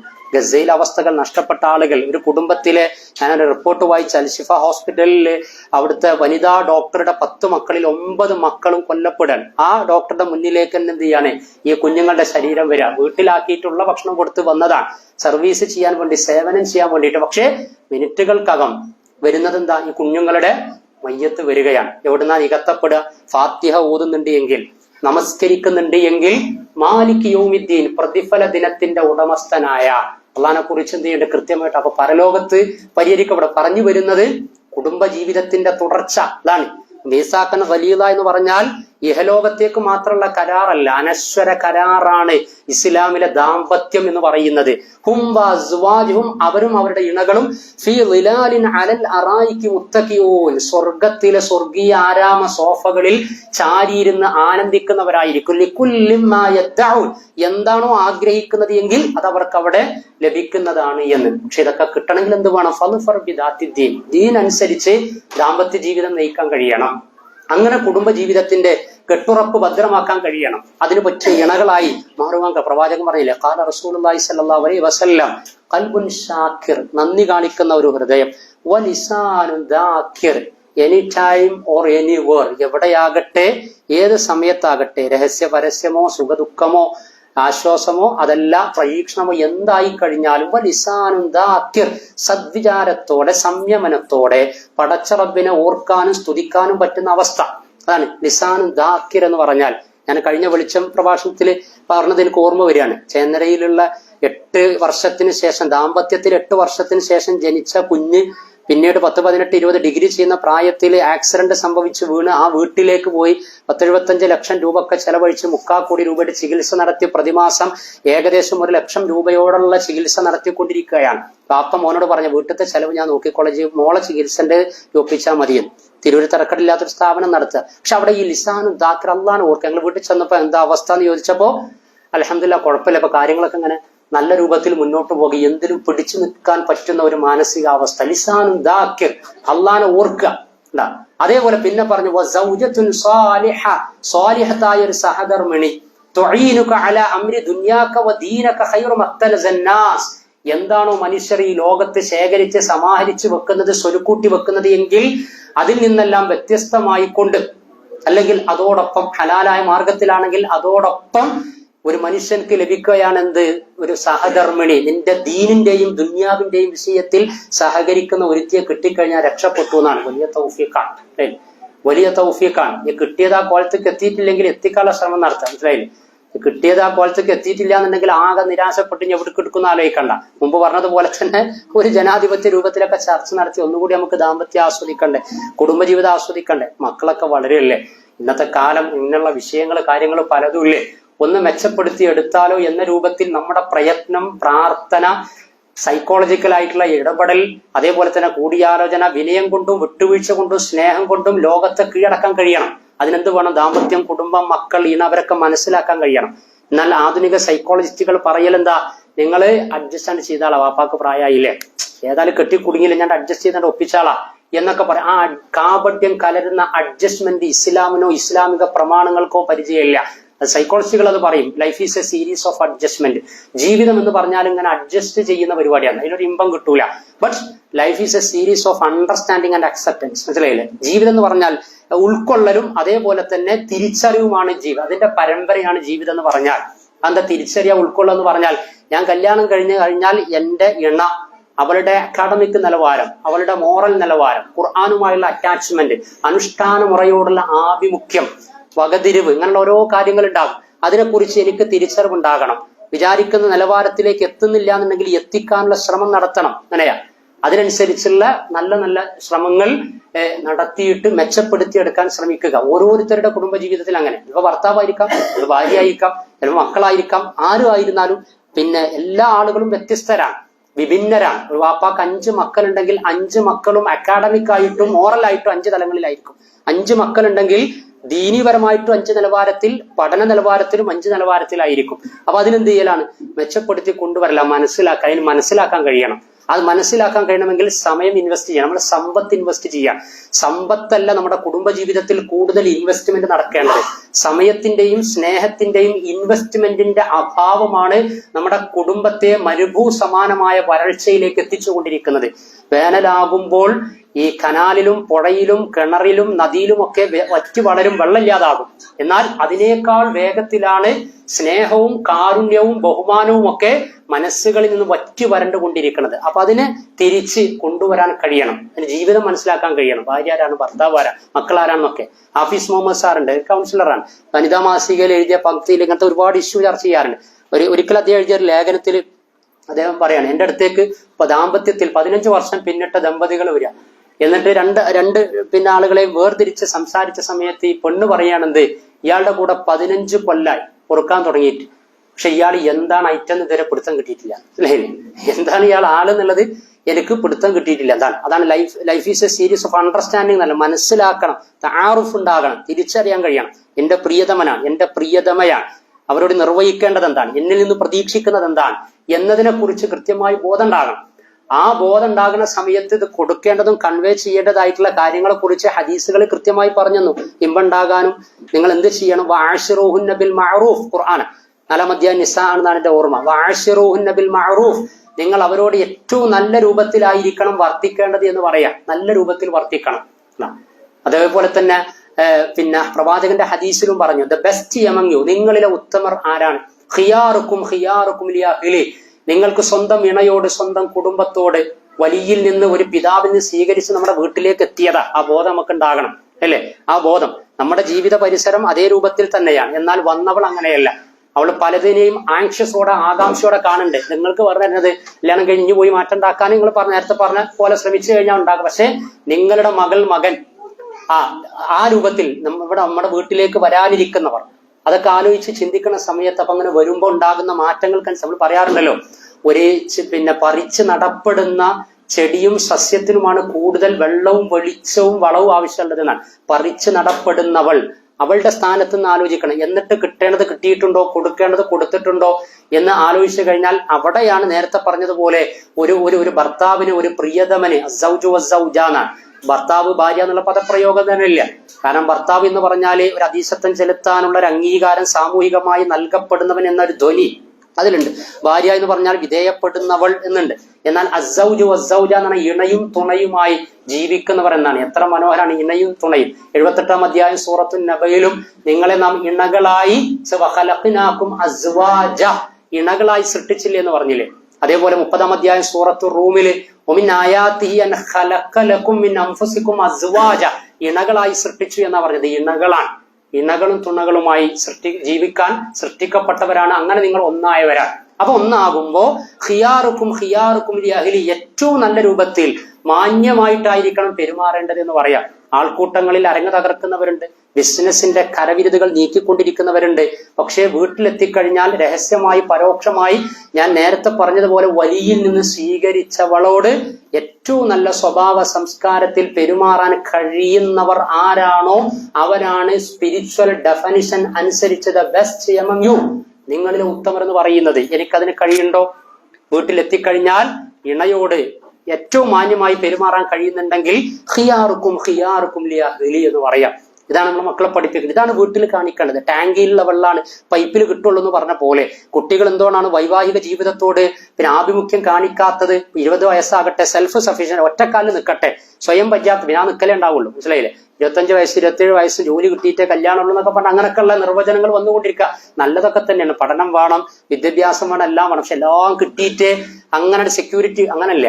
ഇതൊന്നായി കഴിഞ്ഞാൽ അതിനേക്കാളും വലിയ സെക്യൂരിറ്റി ആയി തീരാണ്. പക്ഷെ ഇത് അവർക്ക് അനുഭവേദ്യമായി തീരുന്നില്ല. കാരണം വാപ്പാനിമാനി നോക്കുമ്പോൾ പഠിച്ചാൽ ഇതേപോലെ വല്ല ഐറ്റാണ് കിട്ടണമെന്നുണ്ടെങ്കിൽ കുടുങ്ങിയല്ലോ. അപ്പൊ ആ കിട്ടുന്ന ഐറ്റം കുറച്ച് ടൈം എടുത്താലും അതുവരെ നല്ലപോലെ സ്വതന്ത്രമായിട്ട് ജീവിച്ച് മുന്നോട്ട് പോകാമല്ലോ എന്ന് നമ്മുടെ വീടിനകത്തുള്ള ദാമ്പത്യം കണ്ട്, ദാമ്പത്യ ജീവിതത്തിനടക്കുള്ള പറച്ചില്, സംസാരങ്ങൾ, സഹവാസങ്ങൾ ഇതൊക്കെ കണ്ടിട്ട് അല്ലേ, അങ്ങനെ കണ്ടിട്ട് നമ്മുടെ കുട്ടികൾ നെഗറ്റീവ് ആകാൻ പാടില്ല, പോസിറ്റീവ് ആകണം. അതിനും ഇസ്ലാം ഇടപെട്ടു. നിങ്ങൾ വളരെ മനോഹരമായി വീട്ടിലെത്തിക്കഴിഞ്ഞാൽ കൈ കൊടുത്ത് സലാം പറയാ. കൈ കൊടുത്ത് ഭാര്യയും ഭർത്താവും കൈ കൊടുത്ത് സലാം പറയുമ്പോ മരത്തിൽ നിന്ന് ഇലകൾ പൊഴിയുന്നത് പോലെ പാപങ്ങൾ പൊറുക്കപ്പെടാണ്. നിങ്ങൾ ഇതൊക്കെ ക്ലാസ് ഒക്കെ കഴിഞ്ഞ് പോകുന്ന സമയത്ത് അല്ലെങ്കിൽ ജോലിയൊക്കെ കഴിഞ്ഞ് വരുമ്പോ നിങ്ങള് പിന്നെ വീട്ടിലേക്ക് കടക്കുമ്പോൾ എന്ത് ചെയ്യുക? കൈ കൊടുത്ത് സലാം പറയും. ഇപ്പൊ നീ ക്ലാസ് കേട്ട ആവേശത്തിൽ പോയി കൈ കൊടുക്കണ്ട, മനസ്സിലായില്ല. അപ്പൊ വിചാരിക്കും എന്തോ ഒരു കുറവുണ്ടായിരുന്നു, ഭക്ഷണം കൂടിയോന്ന് വിചാരിക്കും. അപ്പൊ അങ്ങനെ ഒരു പ്രശ്നമുണ്ട്.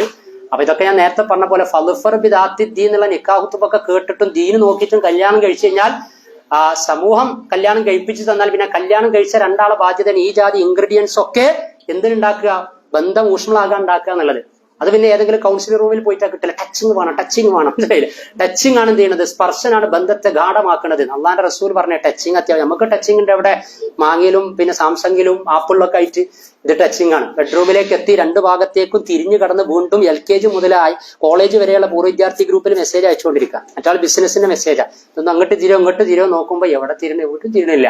രണ്ടാളും ഷട്ട് ഡൗൺ ആയിട്ട് അങ്ങനെ കിടന്ന് ഉറങ്ങി പോവുക. ഇതെല്ലാം നടന്നുകൊണ്ടിരിക്കുന്നത്. ഒരു ടച്ചിങ്ങില്ല, ഒരു സ്പർശനില്ല. സൗദിയിലെ ഒരു സോഷ്യൽ റിഫോമർ ഉണ്ട്. അദ്ദേഹത്തിന്റെ പേര് ഫഹദൽ കന്ദ്രി അല്ല, അഹമ്മദ് ഷഖീരി എന്നാണ്. അപ്പൊ അദ്ദേഹം നടത്തിയൊരു ഗെയിമാണ് ഇവിടെ അൽഫിത്ര സ്കൂളുകൾ, പ്രീ സ്കൂളുകളിലൊക്കെ പലപ്പോഴും നടത്താറുള്ളത്. ഈ ടച്ചിങ് എത്രത്തോളം ഉണ്ട്, അഥവാ പിന്നെ ബന്ധങ്ങളില് ഉമ്മയും കുട്ടികളൊക്കെ തമ്മിലുള്ള അറ്റാച്ച്മെന്റിന്റെ ഒരു ഗെയിം എക്സാമ്പിളുകളാണ്. കുട്ടികളുടെ കണ്ണ് കെട്ടിയിട്ട് ഉമ്മമാരെങ്ങനെ ഇരുത്താൻ, ആ ഇരുത്തിയിട്ട് ആ കുട്ടികൾ എന്ത് ചെയ്യാൻ ഉമ്മമാരുടെ അടുത്തേക്ക് വരുന്ന സമയത്ത് സ്വന്തം ഉമ്മയാണെന്ന് മനസ്സിലാക്കിയാൽ അപ്പൊ കെട്ടിപ്പിടിക്കണം എന്നുള്ളതാണ് ആ ഗെയിം. അപ്പൊ അങ്ങനെ നടത്തുമ്പോൾ പല ഉമ്മമാരും വിജയിക്കുന്നുണ്ട്, ചില ഉമ്മമാരൊന്നും വിജയിക്കണില്ല. ഇവിടെ ഇപ്പൊ ആ ഗെയിം നടത്തിയ എന്തായിരിക്കും അവസ്ഥകളെ, കുട്ടികൾ ചെറിയ മക്കളെ കണ്ണൊക്കെ കെട്ടിയിട്ട് നിങ്ങളുടെ 10 ഉമ്മമാരങ്ങനെ ഇരുത്തുകയാണ്. അങ്ങനെ ഇരുത്തുന്ന സമയത്ത് ആ കുട്ടികൾ നിങ്ങളുടെ അടുത്തേക്ക് വന്നിട്ട് എന്ത് ചെയ്യണം, നിങ്ങളെ ഉമ്മാനെ സ്പർശിച്ചു കഴിഞ്ഞാൽ എന്റെ ഉമ്മയാണ് അത് എന്ന്. അപ്പൊ ചിലന്മാർക്ക് പറയും എന്റെ അടുത്ത് നിന്നാ മതി, എന്റെ മകള് അല്ലെങ്കിൽ എന്റെ മകൻ എന്നെ തിരിച്ചറിയും, അത്ര അധികം അറ്റാച്ച്മെന്റ് എന്റെ മക്കളുമായി എനിക്കുണ്ട് എന്ന് പറയാൻ പറ്റും. അതല്ല എന്നെ ടച്ചിങ് ചെയ്താലും ടച്ചിങ്ങിലൂടെയും മനസ്സിലാക്കാൻ പറ്റാത്ത കോലത്തിൽ അടുത്ത ഉമ്മമാരിലേക്ക് പോവുക അല്ലെ. അപ്പൊ ടച്ചിങ് വേണമെന്നറിയാം. അപ്പൊ ഇത് പ്രവാചകന് കുട്ടികളെ ചുംബിച്ചിരുന്നു, ഒട്ടകമായി കളിപ്പിച്ചിരുന്നു, അതേപോലെ തന്നെ കൈ കൊടുത്ത് സലാം പറഞ്ഞിരുന്നു. ഒക്കെ നമ്മൾ ചരിത്രത്തിൽ വായിക്കാം. അതാ ഞാൻ പറഞ്ഞ ഞാൻ ആമുഖത്ത് പറഞ്ഞത്, എല്ലാം ഈ ദീനിലുണ്ട്, പ്രവാചകനുണ്ട്. പ്രവാചകനേക്കാൾ വലിയൊരു മനഃശാസ്ത്ര വിശാരദൻ ഈ ലോകം കണ്ടിട്ടില്ല. പ്രവാചകനേക്കാൾ വലിയൊരു പ്രിയതമൻ ഈ ലോകം കണ്ടിട്ടില്ല. വിനയത്തിലൂടെയും വിട്ടുവീഴ്ചയിലൂടെയുമാണ് ദാമ്പത്യ കുടുംബ ജീവിതത്തിന്റെ വിജയമെന്ന് പറയുകയല്ല പ്രവാചകൻ ചെയ്തത്, ജീവിതം കൊണ്ട് പ്രാക്ടിക്കലാക്കി കാണിച്ചു തരികയാണ്. പ്രവാചകൻ സല്ലല്ലാഹു അലൈഹി വസല്ലമയുടെ ദാമ്പത്യ കുടുംബ ജീവിത പാഠശാലയുടെ പതിപ്പും അതിന്റെ പകർപ്പും എന്ന് പറയുന്നത് അല്ലേ. അതിനെയാണ് നമ്മൾ എന്ത് ചെയ്യേണ്ടത്, പ്രതിനിധീകരിക്കുക. അപ്പൊ കൈ കൊടുത്ത് സലാം പറഞ്ഞ അവിടെ ടച്ചിങ്ങും നടക്കും, ആ കൈ കൊടുക്കുന്നതിൽ എല്ലാം ഉണ്ടാകും. അസ്സലാമു അലൈക്കും എന്ന് പറയുമ്പോ സമാധാനത്തിന്റെ, ക്ഷേമത്തിന്റെ, കാരുണ്യത്തിന്റെ ഒരു പ്രാർത്ഥനയാണ്. നമ്മളെ പള്ളിയിൽ ഔദിന്റെ അവിടുന്ന് എറിഞ്ഞു പിടിപ്പിക്കുക അസ്സലാമു അലൈക്കും എന്നൊക്കെ ഞങ്ങള് ആരോട് നമ്മുടെ സുഹൃത്തിനോട് വേണ്ടാന്നല്ല, അതൊക്കെ വേണം. ഇദാ ലഖീതഹു ഫസല്ലിം അലൈഹി ഹഖുൽ മുസ്ലിം അലൽ മുസ്ലിം സിത്തുൻ, ഇതൊക്കെയുള്ള കാരണം വിശ്വാസികൾ തമ്മിലുള്ള ആത്മബന്ധത്തിന്റെ അടയാളപ്പെടുത്തലാണ് സമാധാന ക്ഷേമത്തിന്റെ ഇസ്ലാമിക് ഗ്രീറ്റിംഗ് എന്ന് പറഞ്ഞാൽ. അത് പറയണം, അത് അപാരമാണ്. ഇതായില്ലേ, മരിച്ച വീട്ടിൽ ചെന്നാൽ അസ്സലാമു അലൈക്കും, യാത്ര പോകുന്ന സമയത്ത് അസ്സലാമു അലൈക്കും, ഹൗസ് വാമിങ്ങിന് ചെന്നാൽ അസ്സലാമു അലൈക്കും. അല്ലെ, സാഡ്നെസ് ആയാലും ഹാപ്പിനെസ് ആയാലും ദുഃഖമായാലും ദുഃഖം മുറ്റി നിന്നാലും സന്തോഷം മികച്ചു നിന്നാലും പറയാൻ പറ്റുന്ന ഗ്രീറ്റിംഗ് ആണ് അസ്സലാമു അലൈക്കും എന്നുള്ളത് അല്ലെ. അല്ലാതെ മരിച്ചു വീട്ടിൽ ഗുഡ് മോർണിംഗ് എന്താവും അവസ്ഥ, സുഖല്ലേ വിചാരിക്കും. അപ്പൊ ഇങ്ങനെയുള്ള ഇതൊക്കെ അപ്പൊ ഇസ്ലാമിൽ ഇതൊക്കെ ഉണ്ട്. അപ്പൊ പക്ഷെ നമ്മളിത് എന്ത് ചെയ്യണം, അപ്പൊ പള്ളിയിൽ നിന്ന് സുഹൃത്തുക്കളോട് കണ്ടുമുട്ടുന്നവരോട് വക്കാലെന്ന് അവിടുന്ന് ഇവിടുന്ന് മാളും ഒക്കെ എന്ത് ചെയ്ത് പറയുന്നുണ്ട്.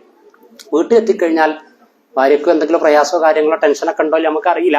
പക്ഷെ നമ്മളവിടെ ചെന്നിട്ട് അസ്സലാമു അലൈക്കും എന്ന് പറയുമ്പോൾ എന്തൊരു കുളിരാണ്, എന്തൊരു കുളിർമയാണ് അല്ലേ.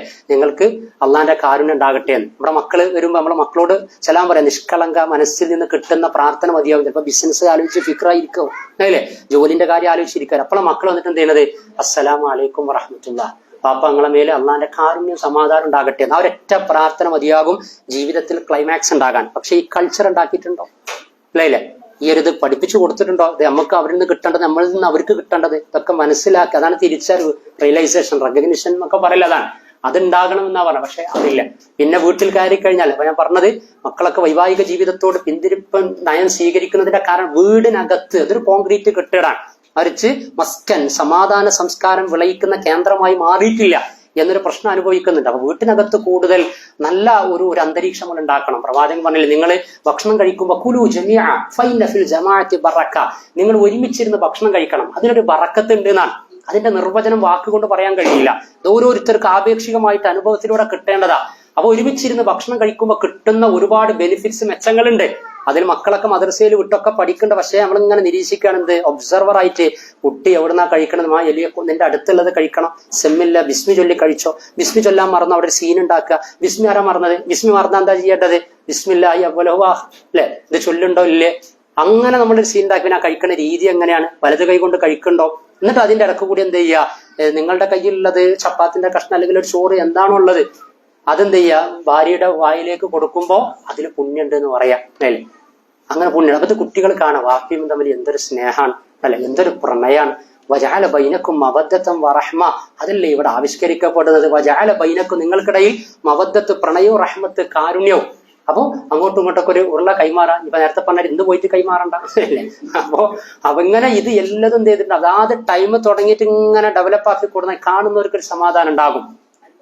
കൂടെ ജീവിക്കുന്ന ആളുകൾക്ക് വലിയൊരു പ്രതീക്ഷ ഉണ്ടാകും. അപ്പൊ അവരത് ആഗ്രഹിക്കുന്ന അവസ്ഥയിലേക്ക് എത്തുമെന്ന. പക്ഷെ ഇന്ന് അങ്ങനത്തെ അന്തരീക്ഷങ്ങളൊക്കെ നഷ്ടപ്പെട്ട് എല്ലാവരെയും മൊബൈലുകൾ, ടാബുകൾ, ഇജാതി ഗെയിം കാര്യങ്ങളൊക്കെ ആയിട്ട് തുരുത്തുകളാക്കിക്കൊണ്ടിരിക്കുകയാണ്. എന്താണ് കാണുന്നത്, കേൾക്കുന്നത് എന്നതിനെ കുറിച്ചൊരു ഐഡിയ ഇല്ല. നമ്മുടെ വീടകങ്ങളിൽ ഇസ്ലാമിക് കൾച്ചർ കംപ്ലീറ്റ് നഷ്ടപ്പെടുത്തുക. എപ്പോഴാ ഉറങ്ങണത്, എപ്പോഴാ ഉണരുന്നത്, ഒരു ധാരണയുമില്ല. അതൊക്കെ നമ്മൾ തിരിച്ചു പിടിച്ചോളണം. ചിലയില്ല നാട്ടിലായാലും എവിടെ ആയിരുന്നാൽ പ്രവാസികൾക്ക് ഉറങ്ങാൻ ടൈം കിട്ടില്ല, ഉറങ്ങാനൊക്കെ ടൈം കിട്ടും. നേരത്തെ കിട്ടാത്തവരുണ്ടാകും, പക്ഷെ ജോലിയുമായി ബന്ധപ്പെട്ട്. പക്ഷെ എന്നാലും കിട്ടിയാലും പിന്നെയും നമ്മൾ ഉറക്കം ചെയ്യും, നഷ്ടപ്പെടുത്തിക്കളയും. പ്രവാചകൻ സല്ലല്ലാഹു അലൈഹി വസല്ലം പറഞ്ഞില്ലേ, യക്റഹു നബിയ്യു സല്ലല്ലാഹു അലൈഹി വസല്ലം അന്നൗമ ഖബ്ല അൽ-ഇശാഇ വൽ കലാമ ബഅദഹാ. ഹദീസാണ്. പ്രവാചകൻ സല്ലല്ലാഹു അലൈഹി വസല്ലം എന്ത് ചെയ്തിരുന്നു? യക്റഹു, പ്രവാചകൻ വെറുത്തിരുന്നു ഉറക്കം, അന്നൗമ ഖബ്ല അൽ-ഇശാ, ഇശായിന് മുമ്പ് ഉറങ്ങുന്നതിനെയും ഇശായിന് ശേഷം വെറുതെ ഒന്നുമില്ലാതെ തള്ളി മറിച്ചിരിക്കുന്നതിനെയും, പുതിയ ഭാഷയിൽ മനസ്സിലായില്ലേ, വെറുതെ സംസാരിച്ചിരിക്കുന്നതിനെയും പ്രവാചകൻ വെറുത്തിരുന്നു എന്നാണ്.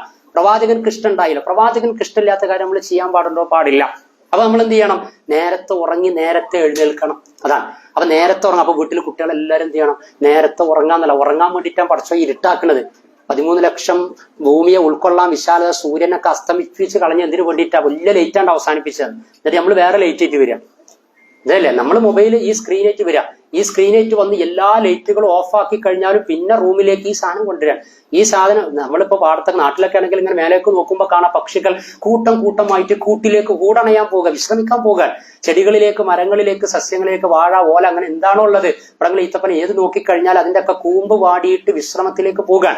വജഅൽനാ നൗമക്കും സുബാത്ത, ഉറക്കത്തെ നാം ഒരു വിശ്രമമാക്കിയില്ലേ. വജഅൽനൽ ലൈല ലിബാസ, രാത്രി വസ്ത്രം, മറ, ഇരുട്ടുള്ള രൂപത്തിലാക്കി തന്നിരിക്കുന്നു നിങ്ങൾക്ക് ഉറക്കത്തിലൂടെ വിശ്രമം നേടാൻ വേണ്ടിയിട്ട് എന്നാണ്. അപ്പൊ ഇതൊക്കെ പ്രകൃതി അനുകൂലമാക്കി തന്ന്. പക്ഷെ നമ്മളെന്താ ചെയ്യുന്നത്? ഏത് ലൈറ്റ് ഓഫ് ആക്കിയാലും ഞങ്ങൾ എന്ത് ചെയ്യും? ഒരു പ്രത്യേക ലൈറ്റ്, എന്നിട്ട് ടാബും കാര്യങ്ങളും ഇതൊക്കെ ആയിട്ട് കംപ്ലീറ്റ് റൂം കിടന്നിട്ട് അപ്പൊ എന്താ പഠന സയൻസ് 1 മണിക്കൂർ മുമ്പെങ്കിലും ഈ ജാതി സാധനങ്ങൾ മാറ്റി വെക്കണം എന്നൊക്കെയാണല്ലോ ഉറക്കത്തിന് മുമ്പ്. 11 മണിക്ക് ഉറങ്ങാൻ ഉദ്ദേശിക്കുന്ന 10 മണിക്ക് ഇതായിട്ടുള്ള ബന്ധം, എല്ലാ കാര്യങ്ങളും മെസ്സേജും കാര്യങ്ങളും അയച്ചിട്ട് പിന്നെന്ത് ചെയ്യണം? ഉറക്കം ഒരു ഇബാദത്താക്കി മാറ്റാൻ പറ്റുന്ന രൂപത്തിലുള്ള നിലപാടെടുക്കണം എന്നാ പറഞ്ഞത്. പക്ഷെ നമ്മൾ ഇതായിട്ട് പോവുകയാണ്. അപ്പൊ ഇതിലെ ബ്ലൂ സ്ക്രീൻ, അതിൽ നിന്ന് വരുന്ന ബ്ലൂ ലൈറ്റുകൾ നമ്മുടെ റെറ്റിനയിൽ പതിക്കുകയാണ്. അത് തലച്ചോറിലെ പീനിയൽ ഗ്രന്ഥിയിലേക്ക് എത്തുക. അവിടെ നിന്നാണ് ഉറക്കത്തിന്റെ ഹോർമോൺ ഉത്പാദിപ്പിക്കപ്പെടേണ്ടത്, മെലാറ്റിൻ ഹോർമോൺ. അത് ഉത്പാദിപ്പിക്കപ്പെടാതിരിക്കാൻ ഇതാണ്ട് എത്തുമ്പോൾ എന്ത് ചെയ്യും? അവിടെ ഉത്പാദിപ്പിക്കപ്പെടൂല. കൂരിരുട്ട്, എത്രത്തോളം ഇരുട്ടുണ്ടോ അത്രത്തോളം എന്ത് ചെയ്യും? ഉറക്കം കിട്ടും. കാരണം ഈ ഹോർമോൺ ഉത്പാദിപ്പിക്കപ്പെടുന്നതാണ്. അപ്പൊ ഇതിന്റെ സയൻസും പാലിക്കണില്ല, അതിന്റെ സ്പിരിച്വാലിറ്റിയും പാലിക്കണം. രണ്ടും പാലിക്കാൻ പറ്റാത്ത അവസ്ഥ. അപ്പൊ ആരോഗ്യത്തിന്റെ ആത്മീയത നഷ്ടപ്പെടുകയാണ്, ആത്മീയതയുടെ ആരോഗ്യം നഷ്ടപ്പെടുക. നിങ്ങൾക്ക് മനസ്സിലായെന്ന് എനിക്കറിയില്ല. ആരോഗ്യത്തിന്റെ ആത്മീയത ഉണ്ട്. ആരോഗ്യത്തിന്റെ ആത്മീയത എന്ന് പറഞ്ഞാല് ആരോഗ്യ രംഗത്ത് ശ്രദ്ധിക്കേണ്ട ചില കാര്യങ്ങളുണ്ട്. നിങ്ങൾ തിന്നോളിയും കുടിച്ചോളി കുലു വഷ്റബു അല തുസിരിഫു എന്ന് പറഞ്ഞില്ലേ? അപ്പൊ അങ്ങനെയുള്ള അതാണ് ആരോഗ്യത്തിന്റെ ആത്മീയത എന്ന് പറഞ്ഞാൽ. അതേപോലെ തന്നെ സ്വീകരിക്കേണ്ട ഇതേപോലെ ആരോഗ്യ വലാത്തുൽഖു ഐദിയക്കും ഇലത്തഹ്ലുക, നാശത്തിലേക്ക് ചെന്നിടരുത് എന്നുള്ള കാര്യങ്ങൾ പറഞ്ഞു. പിന്നെ ആത്മീയതയുടെ ആരോഗ്യമുണ്ട്. ആത്മീയതയുടെ ആരോഗ്യം എന്ന് പറഞ്ഞാൽ ഈ പറഞ്ഞ പോലെ ആത്മീയ രംഗത്ത് ഓരോ സമയത്തും പാലിക്കേണ്ട കാര്യങ്ങൾ പാലിക്കാതെ പോകുമ്പോൾ ആത്മീയതയുടെ ആരോഗ്യം ഇങ്ങനെ ക്ഷയിച്ചുകൊണ്ടിരിക്കും. ഉറക്കത്തിന്റെ വിഷയത്തിൽ ഈ ഉമ്മത്ത് അനുഭവിക്കുന്നത് ഈ 2 ആരോഗ്യം നഷ്ടപ്പെട്ടുകൊണ്ടിരിക്കുക. 2 ആരോഗ്യം, സെവറൽ ഡിസീസ് കോസ്. എന്താണ്? ഒരുപാട് അസുഖങ്ങളുടെ കാരണം ഈ ഉറക്കത്തിന്റെ ഇത് നഷ്ടപ്പെടുത്തി കളഞ്ഞു എന്നുള്ളതാണ്. അപ്പോൾ നേരത്തെ ഉറങ്ങാൻ പറഞ്ഞു. നേരത്തെ ഉറങ്ങുന്നതിന് മുമ്പ് തന്നെ പ്രവാചകൻ പറഞ്ഞു. അതിലും കുട്ടികൾക്കൊക്കെ നമ്മൾ പഠിപ്പിച്ചു ഒരു ഹൈറുണ്ടാകട്ടെ. കാരണം ഒരാൾ ഉറങ്ങാൻ കിടക്കുമ്പോൾ നമസ്കരിക്കുന്നതിന് വേണ്ടിയിട്ട്, നമസ്കരിക്കാൻ വേണ്ടി ഒളു എടുക്കുന്നത് പോലെ ഒളു എടുത്തുകൊണ്ട് ഒരാൾ ഉറങ്ങിക്കഴിഞ്ഞാൽ ആ ഉറങ്ങുന്ന ആളുടെ അടുത്ത് ഒരു മലക്കിനെ ചുമതലപ്പെടുത്തും. ഹദീസ. ആ ഉറങ്ങുന്ന ആൾ, എന്നിട്ട് ആ മലക്ക് പേര് വിളിച്ചുകൊണ്ട് ഫുലാൻ അവരെ അല്ലാഹു മഗ്ഫിർലി ഫുലാൻ പേര് വിളിച്ചുകൊണ്ട് ആ മലക്ക് അള്ളാഹിനോട് പ്രാർത്ഥിക്കും. ഇന്നാൾക്ക് നീ കാരുണ്യം ചെയ്തു കൊടുക്ക്, ഇന്നാൾക്ക് നീ പുറത്തു കൊടുക്ക് എന്ന് ഒരു ചുമതലപ്പെടുത്തപ്പെട്ട മലക്ക് നമ്മൾ അടുത്തിരിക്കും. അപ്പൊ മക്കള് ഭാര്യ നമ്മളൊക്കെ ഒന്നു എടുത്തിട്ടാണ് വന്ന് കിടക്കണത് എങ്കിൽ ഒരു മലക്ക് നമ്മുടെ കൂടെ നമുക്ക് വേണ്ടി ഉണരുന്നത് വരെ പ്രാർത്ഥിച്ചു കൊണ്ടിരിക്കുകയാണെന്നാ. പ്രശ്നങ്ങൾ പരിഹരിക്കപ്പെടാൻ തെറ്റുകുറ്റങ്ങൾ ചെയ്യാത്ത മലക്കളുടെ പ്രാർത്ഥന എന്തിനാ നമ്മൾ നഷ്ടപ്പെടുത്തുന്നത്? ഹജ്ജിനോ ഉംറക്കോ പോണ സമയത്ത് നമ്മൾ പറയില്ലേ പ്രാർത്ഥനയിൽ ഉൾപ്പെടുത്തണം കേട്ടോ. ആരായിരുന്നാലും മനുഷ്യൻ തെറ്റ് ചെയ്യാൻ സാധ്യതയുള്ളവരാ. എന്നാൽ തെറ്റുകുറ്റങ്ങൾ ചെയ്യാൻ പറ്റാത്ത പ്രകൃതത്തിൽ പ്രത്യേകമായി സൃഷ്ടിക്കപ്പെട്ട മാലാകമാര്, അള്ളാഹുവിനോട് അടുത്ത മുഖറബീങ്ങളായ മാലാകമാര് നമുക്ക് വേണ്ടി പ്രാർത്ഥിക്കുകയാണ്. നമ്മുടെ നന്മക്ക് വേണ്ടി, പാപമോചനത്തിന് വേണ്ടി, കാരുണ്യത്തിന് വേണ്ടി പ്രാർത്ഥിക്കുകയാണ്. നമ്മൾ ഉറങ്ങി എഴുന്നേൽക്കുന്നത് വരെ എന്തേ ചെയ്യേണ്ടതുള്ളൂ? ഉറങ്ങാൻ കിടക്കുമ്പോൾ നിസ്കാരത്തിൽ ഒളു എടുക്കുന്നത് പോലെ ഒളു എടുത്തുകൊണ്ട് എന്നിട്ട് പോയി കിടക്കുക. എന്നിട്ട് കിടക്കുന്ന സമയത്ത് ചെല്ലേണ്ട ചില കാര്യങ്ങളുണ്ട്. ഞാൻ പറഞ്ഞ ഈ സാനിറ്റ ചെല്ലണത് എങ്കിൽ മൊബൈലും ടാബും കാര്യങ്ങളാണെങ്കിൽ അതൊക്കെ വിസ്മൃതിയിലാവും. അപ്പൊ അവരുടെ വീടിന്റെ എല്ലാ ഇമ്പോയിഷൻ, സംസ്കാരം, കൾച്ചറും നഷ്ടപ്പെടും. കാരണം നമ്മുടെ മക്കളൊക്കെ എന്ത് ചെയ്യാണ്? പലതും കണ്ടിട്ടാണ് ഉറങ്ങാൻ കിടക്കുന്നത്. പല രൂപത്തിലുള്ള ആശയങ്ങൾ, atheism, X Y team, Jamida ജബ്ബാറുമാര് പലതും നടന്നുകൊണ്ടിരിക്കുക. പല വിവാദങ്ങൾ, നാട്ടിലൊക്കെ നടക്കുന്ന വിവാദങ്ങൾ ഓരോന്നല്ലേ. ഹിജാബ് വിവാദം വരും, അതേപോലെ തന്നെ പടച്ചറബുമായി ബന്ധപ്പെട്ട വിവാദങ്ങളൊക്കെ വരും. ഇപ്പൊ അടുത്തൊരു മദ്രസയിൽ നിന്ന് അവിടുത്തെ ഉത്തരവാദിത്തപ്പെട്ട മഹലിന്റെ ഒരു ഭാരവാഹി, ഞാൻ മേപ്പീര വർക്ക് ചെയ്യുന്നതിന്റെ അടുത്തൊരു പയ്യോളിയങ്ങാട് എന്ന സ്ഥലമുണ്ട്. അപ്പൊ അവിടുന്ന് അതിന്റെ ഒരു ഭാരവാഹി വിളിച്ചു പറയാം, 5ാം ക്ലാസ് മദ്രസയിൽ പഠിക്കുന്ന കുട്ടി ചോദിക്കാണ് ഡസ് ഗോഡ് എക്സിസ്റ്റ് എന്ന്. എന്താണ് ഡസ് ഗോഡ് എക്സിസ്റ്റ് എന്ന്? മദ്രസയിലെ കുട്ടി ദൈവം ഉണ്ടോന്ന്. ദൈവം ഉണ്ടെന്നുള്ളതിന് ഇപ്പൊ എന്താ തെളിവുള്ളത് എന്ന് നമ്മൾ അക്ബർ സാഹിബും അതല്ലെങ്കിൽ അങ്ങനെയുള്ളവരുടെ വലിയ ദൈക്ഷണിക സംവാദവും കാര്യങ്ങളും, അല്ലെങ്കിൽ ബുദ്ധിജീവികൾക്കിടക്ക് ചോദ്യോത്തര സെഷനുകളായി സംഘടിപ്പിക്കപ്പെടേണ്ട ഒരു പ്രോഗ്രാം അല്ലെ, ദൈവത്തിന്റെ അസ്തിത്വം തേടിയുള്ള അന്വേഷണ പരിപാടി 5ാം ക്ലാസ്സിലെ മദ്രസ വിദ്യാർത്ഥികൾ ചോദിക്കാൻ തുടങ്ങിയിട്ടുണ്ട് എന്ന്. കാരണം ആ രൂപത്തിലുള്ള സാങ്കേതികതകൾക്ക് നടുക്കാണ് എന്ത് ചെയ്യുന്നത്, കുട്ടികൾ വളർന്നുകൊണ്ടിരിക്കുന്നത്. അപ്പൊ കോൺഷ്യസ് ആൻഡ് സബ് കോൺഷ്യസ് മൈൻഡിലേക്ക് ഉറങ്ങുന്നത് വരെ എന്തൊക്കെ കയറ്റിയിട്ടുണ്ടാകുമെന്ന് പറയാൻ കഴിയില്ല. നമ്മളായാലും കുട്ടികളായിരുന്നാലും ഒക്കെ. അപ്പം എന്ത് ചെയ്തു, അതിന് സൊല്യൂഷൻ, അതിന് പരിഹാരം. കുടുംബത്തിൽ ഉറങ്ങാൻ കിടക്കുമ്പോ ദീന് പാലിക്കുക. ദീന് പാലിക്കുക എന്ന് പറഞ്ഞാൽ ഉറങ്ങാൻ കിടക്കുമ്പോൾ ഒന്നും എടുക്കുക. പിന്നെ ആയത്തുൽ കുർസി 2ാം അധ്യായം സൂറത്തുൽ ബഖറ 255-ാമത്തെ ആയത്തുൽ കുർസി ഒരാൾ ഓതിയിട്ട് അവൻ സ്വർഗത്തിന്റെ അനുഭൂതി കിട്ടാത്തതിന്റെ കാരണം അവൻ മരിച്ചിട്ടില്ല എന്നാണ്. അതാണ് പവർ ഓഫ് ആയ അൽ കുർസി. അല്ലാഹു ലാ ഇലാഹ ഇല്ലാ ഹുവൽ ഹയ്യുൽ ഖയ്യൂം ലാ തഖുദുഹു സിനത്തും വലാ നൗം. ഇത് ഓതിയിട്ട് അപ്പൊ അവിടെ എന്ത് ചെയ്യാണ്, വീണ്ടും പടച്ചവന്റെ അസ്തിത്വത്തിലേക്ക് നമ്മൾ മടങ്ങുകയാണ്. ആ നാവ് കൊണ്ട് മടങ്ങാണ്. അതിന് അർത്ഥം കൂടി ആലോചിച്ച് പഠിപ്പിച്ചിട്ടുണ്ട് എങ്കിൽ അതാണ് പദ്ധതികൾ, അല്ലേ, അർത്ഥം പഠിക്കാൻ വേണ്ടി. അപ്പൊ ഇങ്ങനെ ആലോചിച്ച് അല്ലാഹു അല്ലാതെ ആരാധ്യനില്ല, മരണമില്ലാത്ത, മയക്കമില്ലാത്ത, മറവിയില്ലാത്ത, എല്ലാം കേൾക്കുന്ന, കാണുന്ന, ഖയ്യൂമും ഹയ്യൂമുമായി നിൽക്കുന്ന അള്ളാനെ കുറിച്ച് ആലോചിച്ച ആയത്ത് ഓതി, എന്നിട്ട് സുലുസുൽ ഖുർആൻ, ഖുർആനിന്റെ 1/3 എന്ന് പറഞ്ഞ ഹു ഇസ് ഗോഡ് എന്നതിന്റെ കൃത്യമായ നിർവചനം നൽകിയിട്ടുള്ള ആയത്ത് സൂറത്തുൽ ഇഖ്ലാസ് 112-ാം അധ്യായം. ഖുൽ ഹുവല്ലാഹു അഹദ്, അല്ലാഹു സമദ് ഓതുക, ഫലഖ് ഓതുക, നാസ് ഓതുക, മുഅബ്ബിദത്താനിയായി ശരണം തേടലായി, തൗഹീദ് വീണ്ടെടുക്കലായി, അള്ളാനെ കൃത്യമായി മനസ്സിലാക്കലായി, പ്രാർത്ഥനയുമായി, എന്നിട്ടാണ് ഉറങ്ങാൻ കിടക്കുന്നത് എങ്കിൽ പുതിയ കാലത്തിന്റെ ഒരു പ്രശ്നവും നമ്മുടെ കുടുംബത്തിനകത്തേക്ക്, വീട്ടിലേക്ക്, കുട്ടികളുടെ മനസ്സിലേക്ക് കടന്നു വരൂല. പ്രതിരോധമുണ്ട്. ആ പ്രതിരോധത്തിന്റെ പ്രവാചക സുന്നത്തുകൾ നമ്മുടെ ജീവിതത്തിൽ ഉണ്ടോ, ഉറക്ക ഉണർച്ചകളിൽ ഉണ്ടോ എന്ന് നമ്മൾ ആലോചിക്കേണ്ടത്. അപ്പൊ നേരത്തെ കാലത്ത് അങ്ങനെ കിടന്നു കഴിഞ്ഞാൽ ഒരു പ്രയാസം ഉണ്ടാകൂല. അപ്പൊ നെറ്റ്വർക്കുകൾ, സാങ്കേതികൾ ഇതൊക്കെ ഒന്ന് നിയന്ത്രിക്കുക. എല്ലാവരും വീട്ടിൽ ഒരേ സമയം മൊബൈൽ ഉപയോഗമൊക്കെ അവസാനിപ്പിക്കുക, അല്ലേ, അങ്ങനെ അവസാനിപ്പിക്കുക. നമ്മൾ കുട്ടികളോട് പറയും ചെയ്യുക, നമ്മൾ ഈ മൊബൈലിലായി കഴിഞ്ഞാൽ കുട്ടികൾക്ക് മനസ്സിലാവണം എന്ത് റീസണിലാണ് ഇത് ഉപയോഗിക്കുന്നത് എന്ന് മനസ്സിലാവണം. അങ്ങനെയാണ് നമ്മളിങ്ങനെ വെറുതെ മൊബൈൽ ഉപയോഗിക്കല. അപ്പോൾ മക്കൾക്ക് മനസ്സിലാവണം ഇന്നതിനാണ്, അപ്പൊ കാര്യപ്പെട്ടൊരു കാര്യത്തിനാണ് മൊബൈൽ യൂസ് ചെയ്യുന്നത്. പിന്നെ ഇതിനോട് വല്ലാതൊരു അറ്റാച്ച്മെന്റ് ഉണ്ടാകാതിരിക്കും. വെറുതെ വന്ന് മൊബൈലൊക്കെ എന്ത് ചെയ്യുക, അതൊക്കെ അവിടെ വെക്കുക, അവിടെ കൊണ്ടുവച്ചാൽ അവിടെ കൊണ്ടുവച്ചാൽ ഒരു സീന അങ്ങനെ ഉണ്ടാക്കുന്നത്. അപ്പൊ ഇത് മൊബൈൽ ഇങ്ങനത്തെ കാര്യങ്ങളൊന്നും ഒരു വലിയൊരു ഇമ്പോർട്ടന്റ് അല്ല എന്ന് കുട്ടികൾക്ക് തോന്നണം. മറ്റേത് നമ്മളിത് എത്തിക്കഴിഞ്ഞാൽ ഫുള്ള് ഈ സംഗതിയും ടാബും കാര്യങ്ങളും സെക്കൻഡ് പോലും ആക്കാതെ അങ്ങനെയാണല്ല ഇതാക്കുമ്പോ കുട്ടികൾ വിചാരിക്കും ഇത് ഭയങ്കര ഒരു സംഭവമാണ്, ഇത് ജീവിതത്തിൽ നിന്ന് അതങ്ങനെ ആയിക്കഴിഞ്ഞ് നമ്മളെ കൈ, കാല്, കണ്ണ്, മൂക്ക്, നാക്ക് പോലെ ശരീരത്തിൽ നിന്ന് ഒഴിവാക്കാൻ പറ്റാത്തൊരു അവയവം പോലെ ഈ സാധനം മാറി. അപ്പൊ കുട്ടികൾ അതാണ് കാണുന്നത്. അവരങ്ങനെയാണ് എന്ത് ചെയ്യുന്നത്, വിചാരിക്കണത്. അപ്പൊ ഇത് അതിനനുസരിച്ച് വീട്ടിലൊക്കെ ഒരു തർത്തീബൊക്കെ ഉണ്ടാക്കിയിട്ട്, എന്നിട്ട് ഈ പറഞ്ഞ പോലെ പ്രാർത്ഥനയും കാര്യങ്ങളൊക്കെ ആയിട്ട് നമ്മുടെ രാത്രി നമ്മൾ കൺട്രോൾ ചെയ്ത് ഒരേ സമയത്ത് ഉറങ്ങി എന്നിട്ട് എഴുന്നേൽക്കാം. രാവിലെ പ്രഭാതോദയം എന്ന് പറയുന്നത് എഴുന്നേൽക്കുന്ന സമയം, അതിനെക്കുറിച്ചും കൃത്യമായിട്ട് സുബൈക്ക്, അതേപോലെ നേരത്തെ കാലത്ത് എഴുന്നേൽക്കുക, സുബൈ നിസ്കരിക്കുക. മൻ സല്ല സുബ്ഹ ഫിൽ ജമാഅ ഫഹുവ ഫീ ദിമ്മത്തില്ല. ആരാണോ സുബഹി അതിന്റെ ജമാഅത്തായിട്ട് നിർവഹിച്ചത് എങ്കിൽ, സ്ത്രീകൾ അതിന്റെ ടൈമിങ്ങിൽ നിർവഹിച്ചത് എങ്കിൽ, നമ്മുടെ മക്കൾ നാട്ടിൽ ഇവിടെ എവിടെയാകട്ടെ അതിന്റെ ടൈമിൽ സുബഹി നിസ്കരിച്ചാൽ അള്ളാന്റെ ഓഫർ. എന്തൊക്കെ ഓഫറുകൾക്ക് നടുക്കാൻ നമ്മൾ ജീവിക്കണത്, എന്നാൽ അള്ളാഹ് വലിയൊരു ഓഫർ നമുക്ക് തരാം. ഏതാണ് ആ ഓഫർ എന്ന് പറഞ്ഞാൽ, മൻ സല്ല സുബ്ഹ ഫിൽ ജമാഅ ഫഹുവ ഫീ ദിമ്മത്തില്ല. ആരാണോ സുബഹി ജമാഅത്തായിട്ട് നമസ്കരിച്ചത് എങ്കിൽ അവൻ അള്ളാന്റെ ഉത്തരവാദിത്തത്തിലാണ്. അള്ളാഹുവിനെ ഏറ്റെടുക്കും. എന്തൊക്കെ ആക്സിഡന്റ്, അപകടങ്ങൾ, പ്രയാസങ്ങൾ എന്തൊക്കെ നമ്മൾ കേട്ടുകൊണ്ടിരിക്കുന്നത്, അല്ലെ. കുട്ടികളെ ഹയർ സെക്കൻഡറി കോളേജിലേക്ക് പോകാൻ പഠിച്ചവനെ എന്താ ഇന്നത്തെ കാലം, പ്രണയം കാര്യം എന്തൊക്കെ പെട്ടുപോകുക. ഫിസിയോതെറാപ്പി കോഴ്സിന് വേണ്ടി മംഗലാപുരത്ത് പോയ കുട്ടിയുടെ ഇത് പഠിത്ത് ഞങ്ങോട്ട് വരുന്നതിന് മുമ്പായിട്ട് നാട്ടിലൊക്കെ വളരെ ഇതായിട്ടുള്ള ചർച്ചയായിട്ടുള്ള ഒരു ന്യൂസ് ആയിരുന്നത്. അവള് പോയി 3ാമത്തെ വർഷം അത്തോളി, എന്റെ വൈഫ് ഹൗസിന്റെ തൊട്ടടുത്ത്, അവിടെ പാവങ്ങാട് അടുത്ത് അത്തോളി എന്ന് പറഞ്ഞ സ്ഥലത്ത് നിന്ന് അവള് മംഗലാപുരത്ത് പഠിക്കാൻ പോയത് 3ാം വർഷമാണ്. അവള് ഓണം വെക്കേഷനിൽ നാട്ടിലേക്കില്ല, വീട്ടിലേക്കില്ല എന്ന് പറഞ്ഞു. പഠിക്കാണ്ട് പരീക്ഷ ഒക്കെ വരുന്നുണ്ട് എന്ന് പറഞ്ഞു. പക്ഷെ പിന്നീട് അവൾ എന്ത് ചെയ്യാണ്, കോഴിക്കോട് ടൗണ് എരഞ്ഞിപ്പാലത്ത് കാമുകന്റെ കൂടെ വാടക വീട്ടിൽ അവള് തൂങ്ങി മരിച്ചു. പോലീസ് സ്റ്റേഷനിൽ രക്ഷിതാക്കൾ വന്ന് പറയാ ദുരൂഹത ഉണ്ട്, വെക്കേഷനിൽ നാട്ടിലേക്ക് വരുന്നില്ല എന്ന് പറഞ്ഞ ഞങ്ങൾ മോൾ എങ്ങനെയാണ് ഇവിടെ കോഴിക്കോട് എത്തിയത് ഞങ്ങൾക്ക് അറിയില്ല. അതുവരെ അറിയില്ല. അറിയിക്കേണ്ട വിധത്തിൽ അറിയിക്കാതെ പോയി കഴിഞ്ഞാൽ ഭൗതിക പഠന മികവ് എന്തൊക്കെ ഉണ്ടായാലും, ഏതൊക്കെ കെമിസ്ട്രി, സുവോളജി, ഫിസിക്സും മെഡിസിൻ അതൊക്കെ പഠിച്ചാലും, MD MAയുമായി ഡോക്ടർ പിടിയിൽ 3 ആഴ്ച മുമ്പ് വന്ന ന്യൂസാ. അറിവില്ലാത്തതുകൊണ്ടല്ല, കിട്ടേണ്ടത് കിട്ടണം. അതിന് ഫിസിക്സും സുവോളജി കെമിസ്ട്രി മാത്രം പഠിച്ചിട്ട് കാര്യം, തിയോളജി പഠിക്കണം. തിയോളജി എന്ന് പറഞ്ഞാൽ ഫഅലം അന്നഹു ലാ ഇലാഹ ഇല്ലല്ലാഹ്, പടച്ച റബ്ബല്ലാതെ ആരാധ്യനില്ല എന്ന് പഠിക്കുന്ന കല, വിദ്യാഭ്യാസത്തിന്റെ പേരാണ് തിയോളജി. ദൈവശാസ്ത്രം, പടച്ചോനെ അറിയണം എന്നാണ്. അള്ളാൻ അറിയണം. അള്ളാൻ അറിഞ്ഞാൽ പല വിധിവിലക്കും കാര്യങ്ങളൊക്കെ സ്വീകരിക്കും, നിയമങ്ങൾ അംഗീകരിക്കും. ആ കുട്ടി എന്ത് ഇതിൽ പെട്ട് അവസാനം പ്രണയത്തിൽ പെട്ട് ജീവൻ നഷ്ടപ്പെടുന്ന അവസ്ഥ ഉണ്ടായി. ആ പിതാവിന് ആ ന്യൂസ് വായിച്ച സമയത്ത് ആ പിതാവ് നാട്ടിൽ സാധാരണ ജോലി ചെയ്ത് അങ്ങനെ ജീവിച്ചിരുന്ന ഒരു പിതാവ് ഈ മകളുടെ ഫീസ് അടക്കാനുള്ള ബാധ്യത ആലോചിച്ച് വീണ്ടും പ്രവാസ ജീവിതത്തിലേക്ക് അദ്ദേഹം വിദേശത്തായിരിക്കുമ്പോഴാണ് ഈ മകൾ ഈ പണി ചെയ്തത്. ആർക്ക് വേണ്ടിയിട്ടാണ്? ഈ മകൾക്ക് വേണ്ടിയിട്ടാണ്. മക്കൾക്ക് വേണ്ടിയൊക്കെ പലതും ചെയ്യും. പക്ഷെ അവർ ഏതുപോലെ അൾട്ടിമേറ്റ് രക്ഷപ്പെടണമെന്നുണ്ടെങ്കിൽ ഇതുണ്ടാകണം. അപ്പൊ ഞാൻ അങ്ങനെ അവസാനിപ്പിക്കുകയാണ്. അപ്പൊ പറഞ്ഞു വരുന്നത് നമ്മുടെ വീടിന്റെ അന്തരീക്ഷങ്ങൾ, നമ്മുടെ ഉറക്ക ഉണർച്ചകൾ. അപ്പൊ രാവിലെ അങ്ങനെയുള്ള പല കേസും പ്രണയവും ലഹരിയും കാര്യങ്ങളൊക്കെ ആയിട്ട് ഒരുപാട് ദുരന്ത കഥാപാത്രങ്ങൾ. ഞങ്ങളിപ്പോ ഞങ്ങളുടെ അത്താനിങ്ങളുടെ പ്രവർത്തനങ്ങളൊക്കെ ആയിട്ട് ബന്ധപ്പെട്ടിട്ട് ഞങ്ങളുടെ അടുത്തിന്റെ ഒരു VRC വെട്ട റീഹാബിലിറ്റേഷൻ സെന്റർ എന്ന സ്ഥാപനമുണ്ട്, തിരൂർ VRC. അപ്പൊ അവിടേക്ക് ഇങ്ങനെ പോകുമ്പോൾ അവിടെ അഡിക്ഷൻ ഇങ്ങനത്തെ പ്രണയം ഇങ്ങനെ പല വിഷയത്തിലുള്ള കേസുകൾ ഉണ്ടാകും. അപ്പൊ അവിടെ നിസ്കാരത്തിന് ടൈമായി കഴിഞ്ഞാല് പിന്നെ ഗേറ്റിന്റെ അപ്പുറത്ത് നമ്മൾ വരുന്ന വിസിറ്റേഴ്സിന് നിസ്കരിക്കേണ്ട ഒരു ഭാഗമുണ്ട്. അവർ ചികിത്സയിലുള്ളവർക്ക് നിസ്കരിക്കേണ്ട ഭാഗമുണ്ട്, ഒരു മെയിൻ ഹാൾ അവർക്കുള്ളതാണ്. അപ്പൊ അവർ ആ ടൈമായി കഴിഞ്ഞാൽ കുറെ കൗമാർ യുവാക്കളൊക്കെ എന്ത് ചെയ്യും, അവിടേക്ക് ഇങ്ങനെ വരുന്നൊരു സീൻ നമുക്ക് ഇങ്ങനെ കാണും. അവരെന്താ ബനിയൻ ഇങ്ങനെ ഇട്ടിട്ട് അവരിങ്ങനെ വരിക.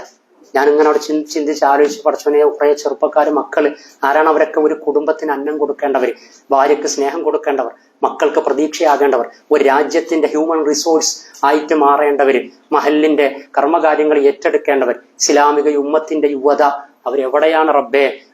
ഈ അഡിക്ഷൻ ക്യാമ്പിൽ, ഈ ജാതി ക്യാമ്പുകളിൽ പോയി വാപ്പ ക്രയാറ്റിൻ വേരിയേഷത്തിൽ ഡയാലിസിസ് ചെയ്തുകൊണ്ടിരിക്കുമ്പോൾ ജീവിതത്തിന്റെ സായാഹ്ന സമയത്ത് മക്കൾ തിരിച്ചൊരു ഹൈറായി തീരുമെന്ന് പ്രതീക്ഷിക്കുമ്പോൾ വാപ്പ ഗതികേട് കൊണ്ട് പറയാ, എന്ത് ഞങ്ങളിതൊന്നും നോക്കണ്ട, എന്റെ കുട്ടികൾക്കും കുട്ടികൾക്കും എന്താ വെച്ചാൽ വാങ്ങിക്കൊടുക്ക്, നല്ലപോലെ ജീവിക്ക്, വാപ്പാനും മോനൊന്നും നോക്കണ്ട, ഇങ്ങനെ പറയുന്ന കേസുകളില്ല.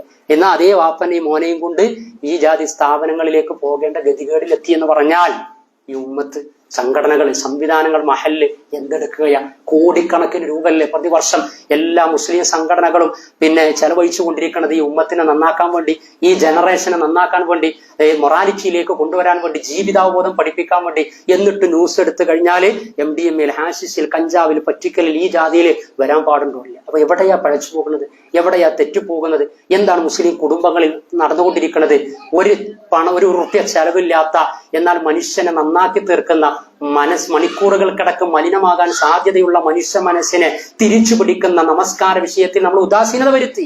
ഒരു ചെലവില്ല, ഒരൊറ്റ ക്യാമ്പയിൻ മതി, ലെറ്റ്സ് ഗോ ടു ഫജ്ർ നമാസ്.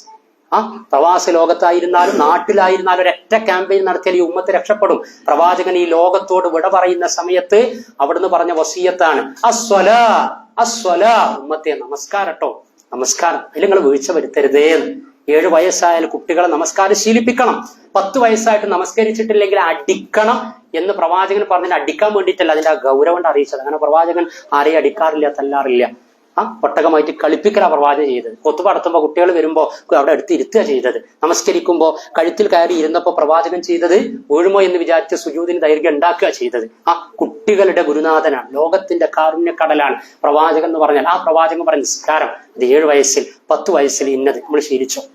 അസ്വല അസ്വല, പിന്നെ മരിക്കണ സമയത്ത് പ്രവാചകൻ പറഞ്ഞ വസിയത്ത് ഈ ഉമ്മത്ത് ഏറ്റെടുത്തു. അത് ഏറ്റെടുത്ത് പ്രായപൂർത്തി അങ്ങ് കഴിഞ്ഞാൽ അതിന്റെ മുന്നോടിയായിട്ട് തന്നെ ഈ ഒരു ഹാബിറ്റ് ഉണ്ടാക്കി കഴിഞ്ഞാൽ നമ്മൾ പറയും ഓരോന്നിനും നിശ്ചിത പീരീഡ് ഉണ്ട്. 7 വയസ്സിൽ ഇങ്ങനെ മെല്ലെ സ്റ്റാർട്ട് ചെയ്താൽ 3 വർഷം കൊണ്ട് നമസ്കാരം ആസ്വാദകരമാകുന്ന രൂപത്തിലേക്ക് നമ്മുടെ കുടുംബത്തിനകത്തുള്ള പെർ പേഴ്സൺ ഓരോ അംഗങ്ങൾക്ക് എത്തണം. കുട്ടികൾക്ക് 3 കൊല്ലാണ്.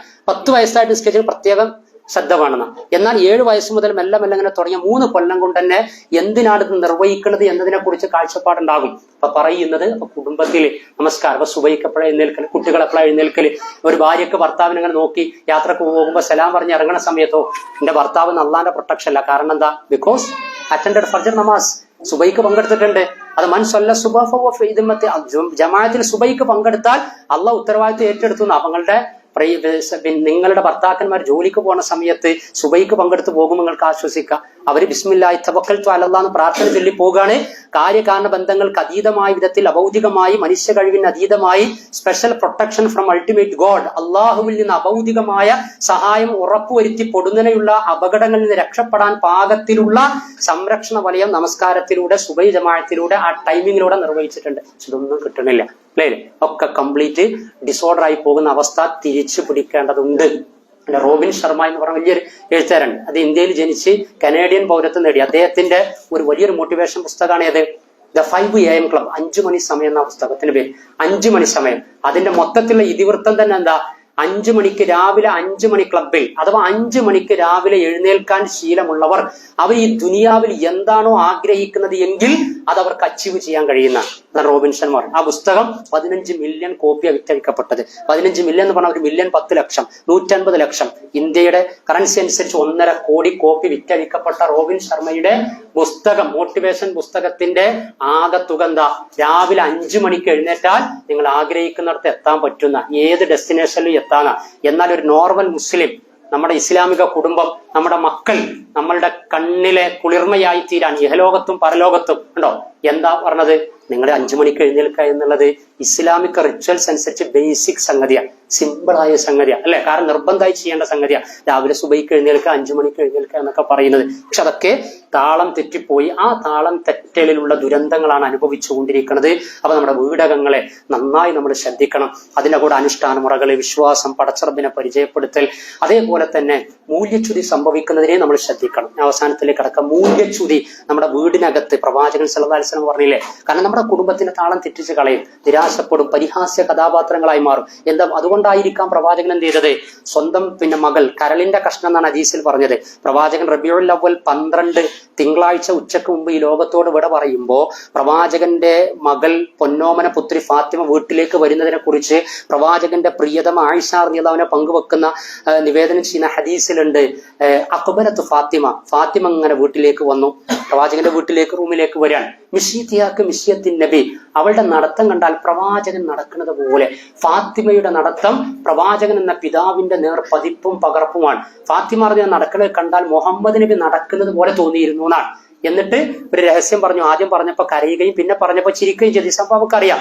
കാരണം പ്രവാചകൻ മർഹബൻ ബിബിനത്തെ മോളെ അങ്ങോട്ട് വാന്ന് പ്രവാചകൻ അങ്ങനെ ഇന്ന് മോളോട് ആ രൂപത്തിൽ ആരോഗ്യമുള്ള സമയത്ത് മരണത്തിന്റെ ഒക്കെ മുമ്പും പ്രവാചകന്റെ വീട്ടിലേക്ക് ഫാത്തിമ വന്നു കഴിഞ്ഞാൽ പ്രവാചകൻ ഇരിക്കുന്ന സ്ഥലത്ത് നിന്ന് പ്രവാചകൻ എഴുന്നേൽക്കാൻ, എന്നിട്ട് ഫാത്തിമ കൊടുത്ത കൈ കൊണ്ട് സ്വീകരിക്കാം, എന്നിട്ട് പ്രവാചകൻ ഇരിക്കുന്നിടത്ത് ഇരുത്താൻ, നെറ്റിത്തടത്തിൽ ചുംബനം കൊടുക്കുക, വിശേഷങ്ങൾ ചോദിച്ചറിയുക. ഇതാണ് പ്രവാചകൻ എന്ന പിതാവിന്റെ വീടകങ്ങളിൽ തന്റെ മകളോട് നിർവഹിച്ചത് എങ്ങനെ? മരിക്കണ സമയത്ത് ആ മകളെ വിളിച്ചിട്ട് എന്ത് ചെയ്യാൻ രഹസ്യം പറയാ. ആദ്യം പറഞ്ഞപ്പോ കരഞ്ഞു. ആ സമയത്ത് ആ രഹസ്യം ഫാത്തിമ പറഞ്ഞ് പുറത്തു വിട്ടില്ല. പിന്നീട് പ്രവാചകന്റെ ശേഷക്രിയകളൊക്കെ കഴിഞ്ഞ ദിവസങ്ങൾ പിന്നിട്ടപ്പോ ആയിഷ ഞാൻ ചോദിച്ചു, നീ അന്ന് പ്രവാചകൻ മരിക്കുന്ന സമയത്ത് നിന്നോട് 2 രഹസ്യങ്ങൾ പറഞ്ഞപ്പോ നീ ആദ്യം കരയുകയും പിന്നെ ചിരിക്കുകയും ചെയ്തല്ലോ, അതെന്തായിരുന്നു ഫാത്തിമ എന്ന് പറഞ്ഞപ്പോ പറഞ്ഞു പ്രവാചകൻ എന്നോട് പാപ്പ പറയാൻ ഹലറ അജലി, പാപ്പ മരിക്കാൻ പോകാട്ടോ, ഇത് മരണത്തിന്റെ അസുഖമാണ് മോളെ എന്ന് പറഞ്ഞു. ഞാൻ കരഞ്ഞുപോയി, എന്റെ പിതാവിന്റെ വേർപാടാണല്ലോ എന്ന് ആലോചിച്ചു. പിന്നെ നീ ചിരിച്ചല്ലോ, എന്താണെന്ന് ചോദിച്ചപ്പോ പിന്നെ എന്നോട് പറഞ്ഞു, ഞാൻ മരിച്ചു കഴിഞ്ഞാൽ ഏറ്റവും ആദ്യം നമ്മുടെ കുടുംബത്തിൽ നിന്ന് എന്നോട് ചേരുന്നത്, സ്വർഗത്തിലെത്തുന്നത്, പരലോകം പുൽകുന്നത് നീ ആയിരിക്കും ഫാത്തിമ എന്നും. അമാ തർദീന അലാ തർദീന സയ്യിദത്തൻ നിസാഇൽ ജന്ന, സ്വർഗ സ്ത്രീകളുടെ നേതാവാകാൻ ഫാത്തിമ നീ ആഗ്രഹിക്കുന്നുവോ? ഈ സ്വർഗ സ്ത്രീകളുടെ നേതാവാണ്. ഈ രണ്ടും കേട്ടപ്പോ ആദ്യം മരിച്ചു പോകുന്നത് പിന്നീട് ഞാനായിരിക്കുമെന്നും സ്വർഗത്തിൽ എത്തുന്നതും പിന്നെ സ്വർഗ സ്ത്രീകളുടെ നേതാവാകുന്നത് ഞാനായിരിക്കും കേട്ടപ്പോ ഞാൻ ചിരിച്ചു പോയതാണ് എന്ന് ഫാത്തിമ ഞാൻ പറയും. ഞാൻ നിങ്ങളുടെ ശ്രദ്ധ കൊണ്ടുവരുന്നത് അതിലേക്കാൾ അത്ര അറ്റാച്ച്മെന്റ് ഉണ്ടായിരുന്ന ഫാത്തിമ റളിയല്ലാഹു അൻഹയെ കുറിച്ച് പ്രവാചകൻ സല്ലല്ലാഹു അലൈഹി വസല്ലമ കുടുംബത്തിനകത്തൊരു മൂല്യം നഷ്ടപ്പെടാൻ, കുടുംബത്തിലായാലും സമൂഹത്തിലായാലും മൂല്യം നഷ്ടപ്പെടാൻ സാധ്യതയുള്ള ഒരു വിഷയത്തിന്റെ ഗൗരവം ഫാത്തിമയുടെ പേര് ആഡ് ചെയ്തുകൊണ്ടാ പ്രവാചകൻ പറഞ്ഞത്. എന്റെ കരളിന്റെ കഷ്ണമായ ഫാത്തിമയാണ് കട്ടെടുക്കുന്നത് എങ്കിൽ, മോഷ്ടിക്കുന്നത് എങ്കിൽ അവളുടെ കൈ ഞാൻ മുറിച്ചു കളയുന്നതാണ്. ഉണ്ടോ? അവളുടെ കൈ ഞാൻ മുറിച്ചു കളയും. മൂല്യച്യുതിയിൽ കോംപ്രമൈസ് ഇല്ലാന്ന, മൂല്യച്യുതിയിൽ കോംപ്രമൈസ് ഇല്ലാത്ത പേരക്കുട്ടികൾ ഒട്ടകമായി കളിപ്പിച്ചിരുന്നു. എന്നാൽ അതേ പേരക്കുട്ടികൾ സക്കാത്തിന്റെ മുതൽ അല്പം കഴിച്ചപ്പോൾ എന്ത് ചെയ്യാണ്? ഛർദ്ദിപ്പിച്ച് കളഞ്ഞു എന്നാണ്. അപ്പൊ അത്ര സ്നേഹം ഉണ്ടായിരുന്നു. പക്ഷെ ഇങ്ങനെ അതാണ് ഇളം പ്രായത്തിൽ തന്നെ ധർമ്മ അധർമ്മങ്ങൾ, ന്യായ അന്യായങ്ങൾ, ഹലാല് ഹറാമുകൾ, നന്മ തിന്മകൾ പഠിപ്പിച്ചു കൊടുക്കുന്ന പ്രവാചകൻ എന്ന പിതാവിനെയും പിതാമഹനെയും ഇസ്ലാമിക കുടുംബത്തിൽ, പ്രോഫറ്റിക് കുടുംബത്തിൽ നമ്മൾ കാണാൻ. അതൊക്കെ നമ്മൾ പഠിച്ചെടുക്കണം. നമ്മൾ ചെറിയ കുട്ടികളെ സ്വർണ്ണം ഇട്ട് കൊടുക്കുക, ആൺകുട്ടിയാണ്, സ്വർണ്ണ ആണുങ്ങൾക്ക് ഹറാമാണ്. ചെറിയ കുട്ടികളെ കുറച്ച് പെഗ് കൊടുക്കണം, ഒന്ന് ഉഷാറാവട്ടെ. ഡോക്ടർമാർ പറയുന്നത് കുറഞ്ഞ അളവിൽ കൊടുക്കണം നല്ലതാന്ന് പറഞ്ഞപ്പോ മദ്യമൊക്കെ ഹറാമാണ്, അത് കുട്ടികൾക്ക് കൊടുക്കൂല. എന്നാ സ്വർണ്ണം ആൺകുട്ടിക്ക് കൊടുക്കാൻ പറ്റില്ല, അത് ചെറിയ കുട്ടികളല്ലേ, റുഷ്ദ് എത്തിയിട്ടില്ലല്ലോ എന്നാ. അപ്പൊ ഇതോ സക്കാത്തിന്റെ മുതൽ കഴിച്ചതോ. ഇങ്ങനെ ഓരോ നമ്മൾ നോക്കിക്കഴിഞ്ഞാൽ ശ്രദ്ധിക്കേണ്ടടത്ത് ഗൗരവം കാണിക്കേണ്ടടത്തൊക്കെ ഗൗരവം കാണിക്കുകയും എന്നാൽ അതിനെക്കുറിച്ച് കൃത്യമായിട്ടുള്ള ബോധം ഉണ്ടാക്കി കൊടുക്കുകയും. അപ്പൊ നമ്മുടെ വീട്ടിൽ, നമ്മുടെ കുട്ടികളിൽ അവരുടെ ഡ്രസ് കോഡ്, അതേപോലെ തന്നെ അവരുടെ വസ്ത്രവിധാനം, അവരുടെ മുടി, ഇങ്ങനെയുള്ള ഓരോ കാര്യങ്ങൾ നമ്മൾ നോക്കിയാൽ അതൊക്കെ ഒരു ഇസ്ലാമിയത്തിനനുസരിച്ചാണോ, അതല്ല നാടോടുമ്പോ നടുവ ഓടിക്കൊണ്ടിരിക്കുകയാണോ നമ്മുടെ കുടുംബം, അതല്ല നാട് ഓടുന്ന സമയത്ത് നാടിന്റെ മുന്നിൽ നന്മയിൽ മുന്നിൽ ഓടിക്കൊണ്ടിരിക്കുകയാണോ എന്ന് നമ്മൾ ചിന്തിക്കണം. നിങ്ങൾ കൂടികളാകരുത്. ആളുകൾ നന്നായി ഞങ്ങൾ നന്നാകും, നമ്മളേക്ക് മുന്നേ നമ്മൾ അങ്ങോട്ടും ഉണ്ട്, ഈ രൂപത്തിലല്ല. മറിച്ച് നമ്മൾ എപ്പോഴും ബെസ്റ്റാണ്, നമ്മൾ എപ്പോഴും നന്മയാണ്. എന്നുള്ള രൂപത്തിൽ നമ്മൾ മാതൃകകളാണ് എന്ന രൂപത്തിൽ മുന്നോട്ട് നീങ്ങാൻ തീർച്ചയായിട്ടും നമുക്ക് കഴിയേണ്ടതുണ്ട്. അത് കഴിയാതെ വന്നു കഴിഞ്ഞാൽ വലിയ അനർത്ഥങ്ങൾ നമ്മുടെ സമൂഹത്തിൽ ഉണ്ടായിത്തീരും.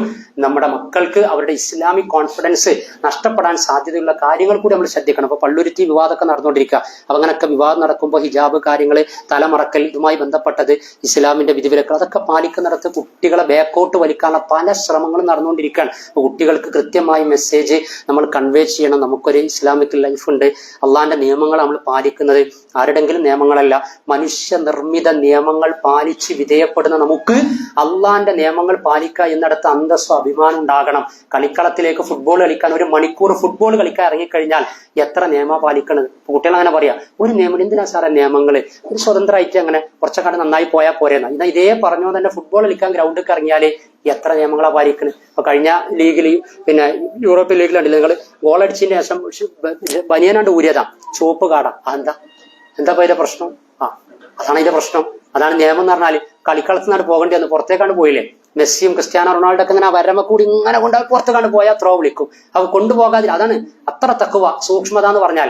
അതേപോലെ തന്നെ പണിഷ്മെന്റ് കിട്ടണ, റെഡ് കാർഡ് കിട്ടാൻ സാധ്യതയുള്ള ഗോൾ പോസ്റ്റിന്റെ അടുത്ത് വെച്ച് എന്തെങ്കിലും പ്രശ്നം ഉണ്ടാക്കി കഴിഞ്ഞാൽ കാർഡ് കിട്ടും. അപ്പൊ അവിടെ കൂടുതൽ തക്കുവ. അവർ കളിക്കളത്തിലെ 1 മണിക്കൂർ ഫുട്ബോൾ മത്സരം കാണുന്നവർക്കും കളിക്കുന്നവർക്കും നയനാനന്ദകരമായി മാറണം, ആസ്വാദകരമായി തീരണമെങ്കിൽ നിരവധി നിയമങ്ങൾ അംഗീകരിക്കണം.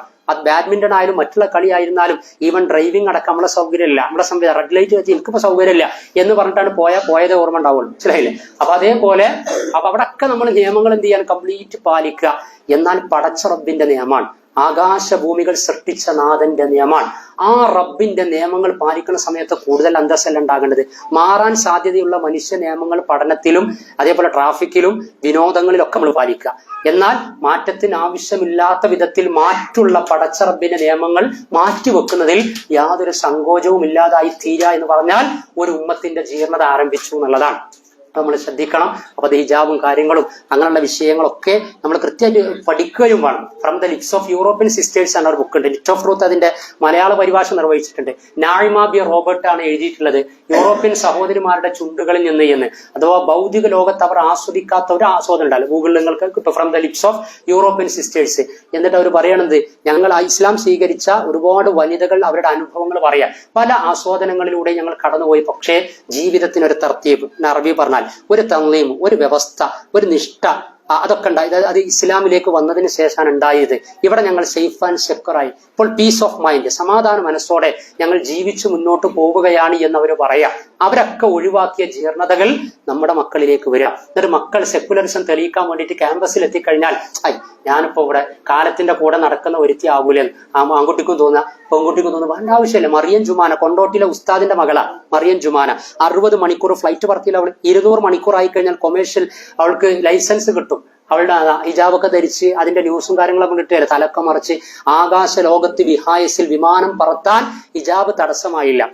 വയനാടിന്റെ ലോക്സഭ MP ആയിരുന്ന രാഹുൽ ഗാന്ധി ആയിരുന്ന സമയത്ത് വണ്ടൂർ ഗേൾസ് ഹയർ സെക്കൻഡറി സ്കൂളിലേക്ക് അങ്ങനെ വന്നതിന് ശേഷം അവിടെ പ്രസംഗം തുടങ്ങാൻ നിൽക്കുമ്പോൾ തന്നെ രാഹുൽ ഗാന്ധി പറഞ്ഞു, ഞാനത് പ്രസംഗം തുടങ്ങാൻ, ബട്ട് ഇൻ ഇംഗ്ലീഷിലാണ്. Who will translate in your mother tongue? നിങ്ങളുടെ മാതൃഭാഷയിലേക്ക് എന്റെ സ്പീച്ച് ആരാ ട്രാൻസ്ലേറ്റ്? ഫിദ ഫാത്തിമ ഗേൾസ് അവളുടെ സ്റ്റേജിലേക്ക് വരിക. മുഖമക്കനെ ധരിച്ച ആ പെൺകുട്ടി വന്ന് തൊട്ടപ്പുറത്തെ മൈക്കിന്റെ അടുത്തുനിന്ന് word by word, sentence by sentence ആയിട്ട് രാഹുൽ ഗാന്ധിയുടെ ആ സ്പീച്ച് മനോഹരമായി ട്രാൻസ്ലേഷൻ നടത്തിയത് ലക്ഷക്കണക്കിന് വ്യൂവേഴ്സ് വിവിധ ചാനലുകളിലൂടെ കണ്ടില്ലേ? അവൾക്ക് ആ ട്രാൻസ്ലേഷൻ നടത്താൻ എന്തെങ്കിലും ഒരു കുറവോ ജാള്യതയോ എന്തെങ്കിലും തോന്നി? ഇല്ല, ഒന്നും എവിടെയും തടസ്സമല്ല. ഈ അടുത്ത് ഞാൻ ആ പേര് മറന്നു, മഹാരാഷ്ട്രയിൽ നിന്നുള്ള ഒരു ഡോക്ടർ, ആ ഡോക്ടറുമായി ബന്ധപ്പെട്ടുള്ള ഒരു ഫീച്ചർ. അപ്പൊ ഞാൻ പറയുന്നത്, അപ്പൊ ഇത് ധരിച്ചു എന്ന് വിചാരിച്ച് എവിടെ നമ്മൾ ചൂളി പോകൂല. അതൊന്നും ഒരു അഡ്ജസ്റ്റ്മെന്റ് കൊണ്ടും പിന്നെ നേടിയെടുക്കാൻ പറ്റുന്ന ഒന്നല്ല. മൈത്രിയും സാഹോദര്യം എന്ന് പറയുന്നത് അതിൽ ഉറച്ചു നിന്ന് അവരവരുടെ ഇസ്ലാമിക് ഐഡന്റിറ്റിയിൽ ഉറച്ചു നിന്നുകൊണ്ട് തന്നെ തീർച്ചയായിട്ടും സൗഹൃദം മൈത്രി നേടിയെടുക്കുക. അതാണ് ഇന്ത്യയുടെ ചരിത്രം, ഇസ്ലാമിന്റെ ചരിത്രം അതാണ്. ഗാന്ധിജി റാം എന്ന് ഉച്ചരിക്കുന്ന ഗാന്ധിജിയുടെ പിന്നിൽ പോയിട്ട് മൗലാന അബുൽ കലാം ആസാദ് റാം ദിക്റൊല്ലിയിട്ട് നമ്മുടെ ഒരു മൈത്രി ഉണ്ടാക്കാന്ന് പറഞ്ഞു. അബുൽ കലാം ആസാദ് നിസ്കരിക്കുന്ന സമയത്ത് ഗാന്ധിജി പിന്നെ പോയിട്ട് കഴിഞ്ഞാൽ മൂപ്പരെന്താ വിചാരിക്കും, ഒരു റക്കായത്ത് അഡ്ജസ്റ്റ് ചെയ്യാം എന്നിട്ട് പ്രത്യേകിച്ച് ആയിട്ടുള്ള നെഹ്റു പുറത്തും മറ്റാളും മൗമുമായിട്ട് നിസ്കരിച്ചിട്ടുണ്ടോ? ഇല്ല. ആരായിരുന്നു അബുൽ കലാം ആസാദ്? ചിഹ്നങ്ങളിൽ ഇസ്ലാം തന്നെ അല്ലെ. പൈജാമി തൊപ്പിയൊക്കെ ധരിച്ച് തർജുമാൻ ഖുറാന്റെ പരിഭാഷ എഴുതിയ ഒരുപാട് മാസികകൾ ഗ്രന്ഥങ്ങൾ പുറത്തിറക്കിയിട്ടുള്ള, എന്നാൽ ഇന്ത്യയുടെ പ്രഥമ വിദ്യാഭ്യാസ മന്ത്രിയായി തീർന്ന അബുൽ കലാം ആസാദ് അബുൽ കലാം ആസാദിനെ റിലീജിയസ് ആയി സ്പിരിച്വലായി ജീവിച്ചത് ഏതെങ്കിലും വിധത്തിൽ തന്റെ ഭൗതിക വളർച്ചയ്ക്ക് തടസ്സമായിട്ടുണ്ടോ? ഒന്നും ആയിട്ടില്ല. വമൻ യത്തഖില്ലാഹ യജ്അൽ ലഹു മഖ്റജ. തഖ്വണ്ടോ, സൂക്ഷ്മത ഉണ്ടോ, തൗഹീദി ബോധമുണ്ടോ, തവക്കുലുണ്ടോ, തസ്കിയത്തുണ്ടോ, അള്ളാഹ് വഴി കാണിച്ചു തരും, സ്റ്റാറ്റസ് തരും. ആ കിട്ടുന്ന സ്റ്റാറ്റസ് ആണ് വലുത്, അതാണ് നിലനിൽക്കുന്നത്. ഇതാണ് ഇസ്ലാമിക ഉമ്മത്ത്. ആ നിലവാരത്തിൽ എന്ത് ചെയ്യണം, ചിന്തിക്കണം. അപ്പൊ ആദർശം, ആശയം ഒക്കെ പണയപ്പെടുത്തിയിട്ട് ഒരു തരം മിങ്കിൾ കൾച്ചറിലേക്ക് പോയാൽ ഇവിടെ എല്ലാം പൂത്തുലയും എന്ന് വിചാരിക്കുന്നതൊക്കെ വൃഥാവില്ല, അതൊക്കെ വെറുതെയാണ്. അഹബ്ബുന്നാസി ഇലല്ലാഹി അൻഫഉഹും ലിന്നാസ്. അഹബ്ബുന്നാസി ഇലല്ലാഹ്, ജനങ്ങളിൽ വെച്ച് അള്ളാഹ്ക്ക് ഏറ്റവും ഇഷ്ടപ്പെട്ട മനുഷ്യനാരാ? അൻഫഉഹും ലിന്നാസ്, ജനങ്ങൾക്ക് മനുഷ്യർക്ക് ഉപകാരിയായി തീരാന്നുള്ളതാണ്. അതിലെല്ലാം വൈത്തരിയുണ്ട്. കണ്ടോ, അത് പ്രവാചകന്റെ ഹദീസ. അള്ളാഹ്ക്ക് ഏറ്റവും ഇഷ്ടപ്പെട്ടവൻ ജനങ്ങൾക്ക് ഉപകാരിയായി തീരാന്ന. അത് പാലിച്ചാൽ തന്നെ ഉണ്ടാകേണ്ടതൊക്കെ ഉണ്ടാകും. അതല്ലാതെ അനുഷ്ഠാനം, ആചാരവും ആരാധനകളും ഇബാദത്തുകളും അവരവരുടെ ഡ്രസ് കോഡൊക്കെ മാറ്റിവെച്ചാല് ഇവിടെ സമാധാനം ഉണ്ടാകും, സഹവർത്തനം ഉണ്ടാകും എന്ന് വിചാരിക്കുന്നതൊക്കെ പുതിയ കാലത്ത് ഇസ്ലാമോഫോബിയയുടെ പൊതുബോധത്തിന്റെ കൂടെ സഞ്ചരിക്കുന്നവരായി മാറും എന്നാണ് ആ വിഷയത്തിൽ എനിക്ക് പറയാനുള്ളത്. അതുകൊണ്ട് നമ്മൾ നമ്മുടെ കുടുംബ ജീവിതം അതിനെ കെട്ടുറപ്പോടുകൂടി നയിക്കണം. ദാമ്പത്യം തുടക്കം, പിന്നെ മക്കളുടെ വളർച്ച, അതുമായി ബന്ധപ്പെട്ട് നമ്മൾ സ്വീകരിക്കേണ്ട നയനിലപാടുകള്, സമയം കൊടുക്കല്, അനുഷ്ഠാന ആരാധനാ മുറകള് പഠിപ്പിക്കല്, അതേപോലെയുള്ള ഉറക്ക ഉണർച്ചകള്, സ്വഭാവ പെരുമാറ്റങ്ങൾ, എല്ലാത്തിലും ഒരു വീണ്ടെടുപ്പ് നമ്മൾ ഉണ്ടാക്കിക്കൊണ്ടേയിരിക്കണം. അങ്ങനെ ഒക്കെ പാലിക്കുന്ന സമയത്ത് തീർച്ചയായിട്ടും നമ്മുടെ കുടുംബജീവിതം സന്തോഷകരമായ, ആഹ്ലാദമുള്ള, ആനന്ദമുള്ള, ആത്മീയമായ, ഔത്സുക്യമുള്ള അവസ്ഥയിലേക്ക് എത്തിച്ചേരും. അല്ലാഹു സുബ്ഹാനഹു വ തആല അങ്ങനെയുള്ള ബന്ധുക്കളിൽ, രക്ഷിതാക്കളിൽ, കുടുംബാംഗങ്ങളിൽ, ഇണകളിൽ, മാതാപിതാക്കളിൽ, മക്കളിൽ നമ്മെ ഉൾപ്പെടുത്തി അനുഗ്രഹിക്കുമാറാകട്ടെ. ബന്ധങ്ങൾക്ക് വഴിയുള്ള എല്ലാ ബാധ്യതകളും ഭംഗിയോടെ, ഭക്തിയോടെ നിറവേറ്റുവാനുള്ള കാര്യബോധം അള്ളാഹു നമുക്കേവർക്കും നിലനിർത്തി തരുമാറാകട്ടെ. അള്ളാഹുവെ, ഇസ്ലാമിന്റെ വിധിവിലക്കുകൾ വളരെ വ്യക്തമായി പാലിച്ചുകൊണ്ട് മാതൃകകളായി മാറാൻ അങ്ങനെ ഓതിവെച്ച ആയത്തിന്റെ അവസാന ഭാഗത്ത് പറഞ്ഞ വജഅൽനാ ലിൽ മുത്തഖീന ഇമാമ, സമൂഹത്തിൽ തഖ്വ ആഗ്രഹിക്കുന്ന, നേരും നെറിയും ആഗ്രഹിക്കുന്ന, ധർമ്മനിഷ്ഠ ആഗ്രഹിക്കുന്നവർക്കൊക്കെ മുന്നിൽ നടക്കാൻ ഞങ്ങളുടെ മക്കൾക്ക് നീ പ്രാപ്തി നൽകണമേ നാഥ. അള്ളാഹുവെ, ഞങ്ങളുടെ എല്ലാ നല്ല ഹലാലായ ഉദ്ദേശ ലക്ഷ്യങ്ങളെയും നീ സഫലമാക്കി തരണമേ റബ്ബേ. അള്ളാഹുവെ, പുതിയ കാലത്തിന്റെ സർവ്വജീർണതകളിൽ നിന്ന്, അന്ധവിശ്വാസങ്ങൾ, ആത്മീയ ചൂഷണങ്ങൾ, അനാചാരങ്ങൾ, ആഭാസ അശ്ലീലതകൾ, അധർമ്മങ്ങൾ, സർവ്വതിൽ നിന്ന് അകന്നു നിൽക്കാനും ആദർശ വിശുദ്ധിയോടെ ജീവിച്ച് മരിക്കാനും ഭാഗ്യം ലഭിക്കുന്ന മുവഹിദുകളിൽ, മുത്തഖീങ്ങളിൽ, മുഖ്ലിസീങ്ങളിൽ, മുത്തവക്കിലീങ്ങളിൽ, അങ്ങനെയുള്ള മുസ്ലിമീങ്ങളിൽ ഞങ്ങളെ നീ ഉൾപ്പെടുത്തി അനുഗ്രഹിക്കണമേ റബ്ബേ. അള്ളാഹുവെ, അറിവില്ലായ്മ കൊണ്ട് സംഭവിച്ചു പോയ അപാകതകളെ, തെറ്റുകുറ്റങ്ങളെ ഞങ്ങൾക്ക് നീ പുറത്ത് മാപ്പാക്കി തരണമേ നാഥ. അള്ളാഹുവെ, ഞങ്ങളുടെ എല്ലാ നല്ല ഉദ്ദേശങ്ങളെയും സദുദ്യമങ്ങളെയും നീ സഫലമാക്കി തരണമേ റബ്ബേ. അള്ളാഹുവെ, ഞങ്ങളിൽ പല ആളുകളും പലവിധ മോഹങ്ങൾ, ഹലാലായ ആഗ്രഹങ്ങളുമായി കടൽ കടന്നെത്തിയവർ, പടച്ചറബെ, പലവിധ പരീക്ഷണങ്ങളിലൂടെ ജീവിത നാൾ വഴിയിൽ കടന്നു പോകുന്നവർ, നീയാണ് തുറവി നൽകുന്നവൻ, നീയാണ് കാരുണ്യം നൽകുന്നവൻ, നീയാണ് റാസിഖ്, നീയാണ് റഹീം. അള്ളാഹുവെ, നീയാണ് എല്ലാം നൽകുന്നവൻ. പടച്ചറബെ, ഓരോരുത്തർക്കും അവരവരുടെ മനസ്സാഗ്രഹിക്കുന്ന, ഇച്ഛിക്കുന്ന ഹൈറായി തീരുന്നതിലേക്ക് നീ എത്തിക്കുകയും നൽകുകയും ചെയ്യണമേ നാഥ. അള്ളാഹുവെ, ഞങ്ങളുടെ ജീവിത വഴിയിലെ സർവ്വ പരീക്ഷണങ്ങളെയും പടച്ചറബെ നിന്നെ കുറിച്ചുള്ള ഓർമ്മ കൊണ്ട് അതിജീവിക്കാനുള്ള തൗഹീദി ബോധം നിലനിർത്തുന്ന മക്കളിൽ, ഇണകളിൽ, മാതാപിതാക്കളിൽ ഞങ്ങളെ നീ ഉൾപ്പെടുത്തണമേ റബ്ബേ. അള്ളാഹുവെ, ഞങ്ങളുടെ പലരുടെയും മാതാപിതാക്കൾ പ്രായം ചെന്ന അവസ്ഥയിൽ വലിയ അസുഖങ്ങൾ ബാധിച്ച് ചികിത്സയിൽ ശമനം നൽകണമേ റബ്ബേ. അള്ളാഹുവെ, മരണപ്പെട്ട മാതാപിതാക്കൾ അവരുടെ ബർസഖിയായ ജീവിതം നീ സ്വർഗീയ അനുഭൂതിയുള്ളതാക്കി തീർക്കണമേ നാഥ. അള്ളാഹുവെ, വഴിതെറ്റാൻ ഏറെ സാഹചര്യമുള്ള സാമൂഹിക ചുറ്റുപാടുകളിൽ ഞങ്ങളുടെ മക്കൾ വളരുന്നു, ബന്ധുക്കൾ വളരുന്നു. അള്ളാഹുവെ, അവർക്കൊക്കെ നീ ഹിദായത്ത്, സന്മാർഗ സ്ഥിരത നിലനിർത്തി കൊടുക്കണമേ നാഥ. اللهم اغفر للمؤمنين والمؤمنات والمسلمين والمسلمات الأحياء منهم والأموات إنك مجيب الدعوات يا قاضي الحاجات. ربنا آتنا في الدنيا حسنة وفي الآخرة حسنة وقنا عذاب النار. ربنا لا تزغ قلوبنا بعد إذ هديتنا وهب لنا من لدنك رحمة إنك أنت الوهاب. اللهم أعنا على ذكرك وشكرك وحسن عبادتك. ربنا تقبل دعاءنا، ربنا تقبل دعاءنا. اللهم انصرنا، اللهم انصر إخواننا في فلسطين، اللهم انصر المظلومين في غزة، اللهم دمر من دمرهم، شتت من شتتهم، مزق من مزقهم. اللهم كن نصيرا ومعينا للمجاهدين في هذه المنطقة المظلومة. ربنا آتنا في الدنيا حسنة وفي الآخرة حسنة وقنا عذاب النار.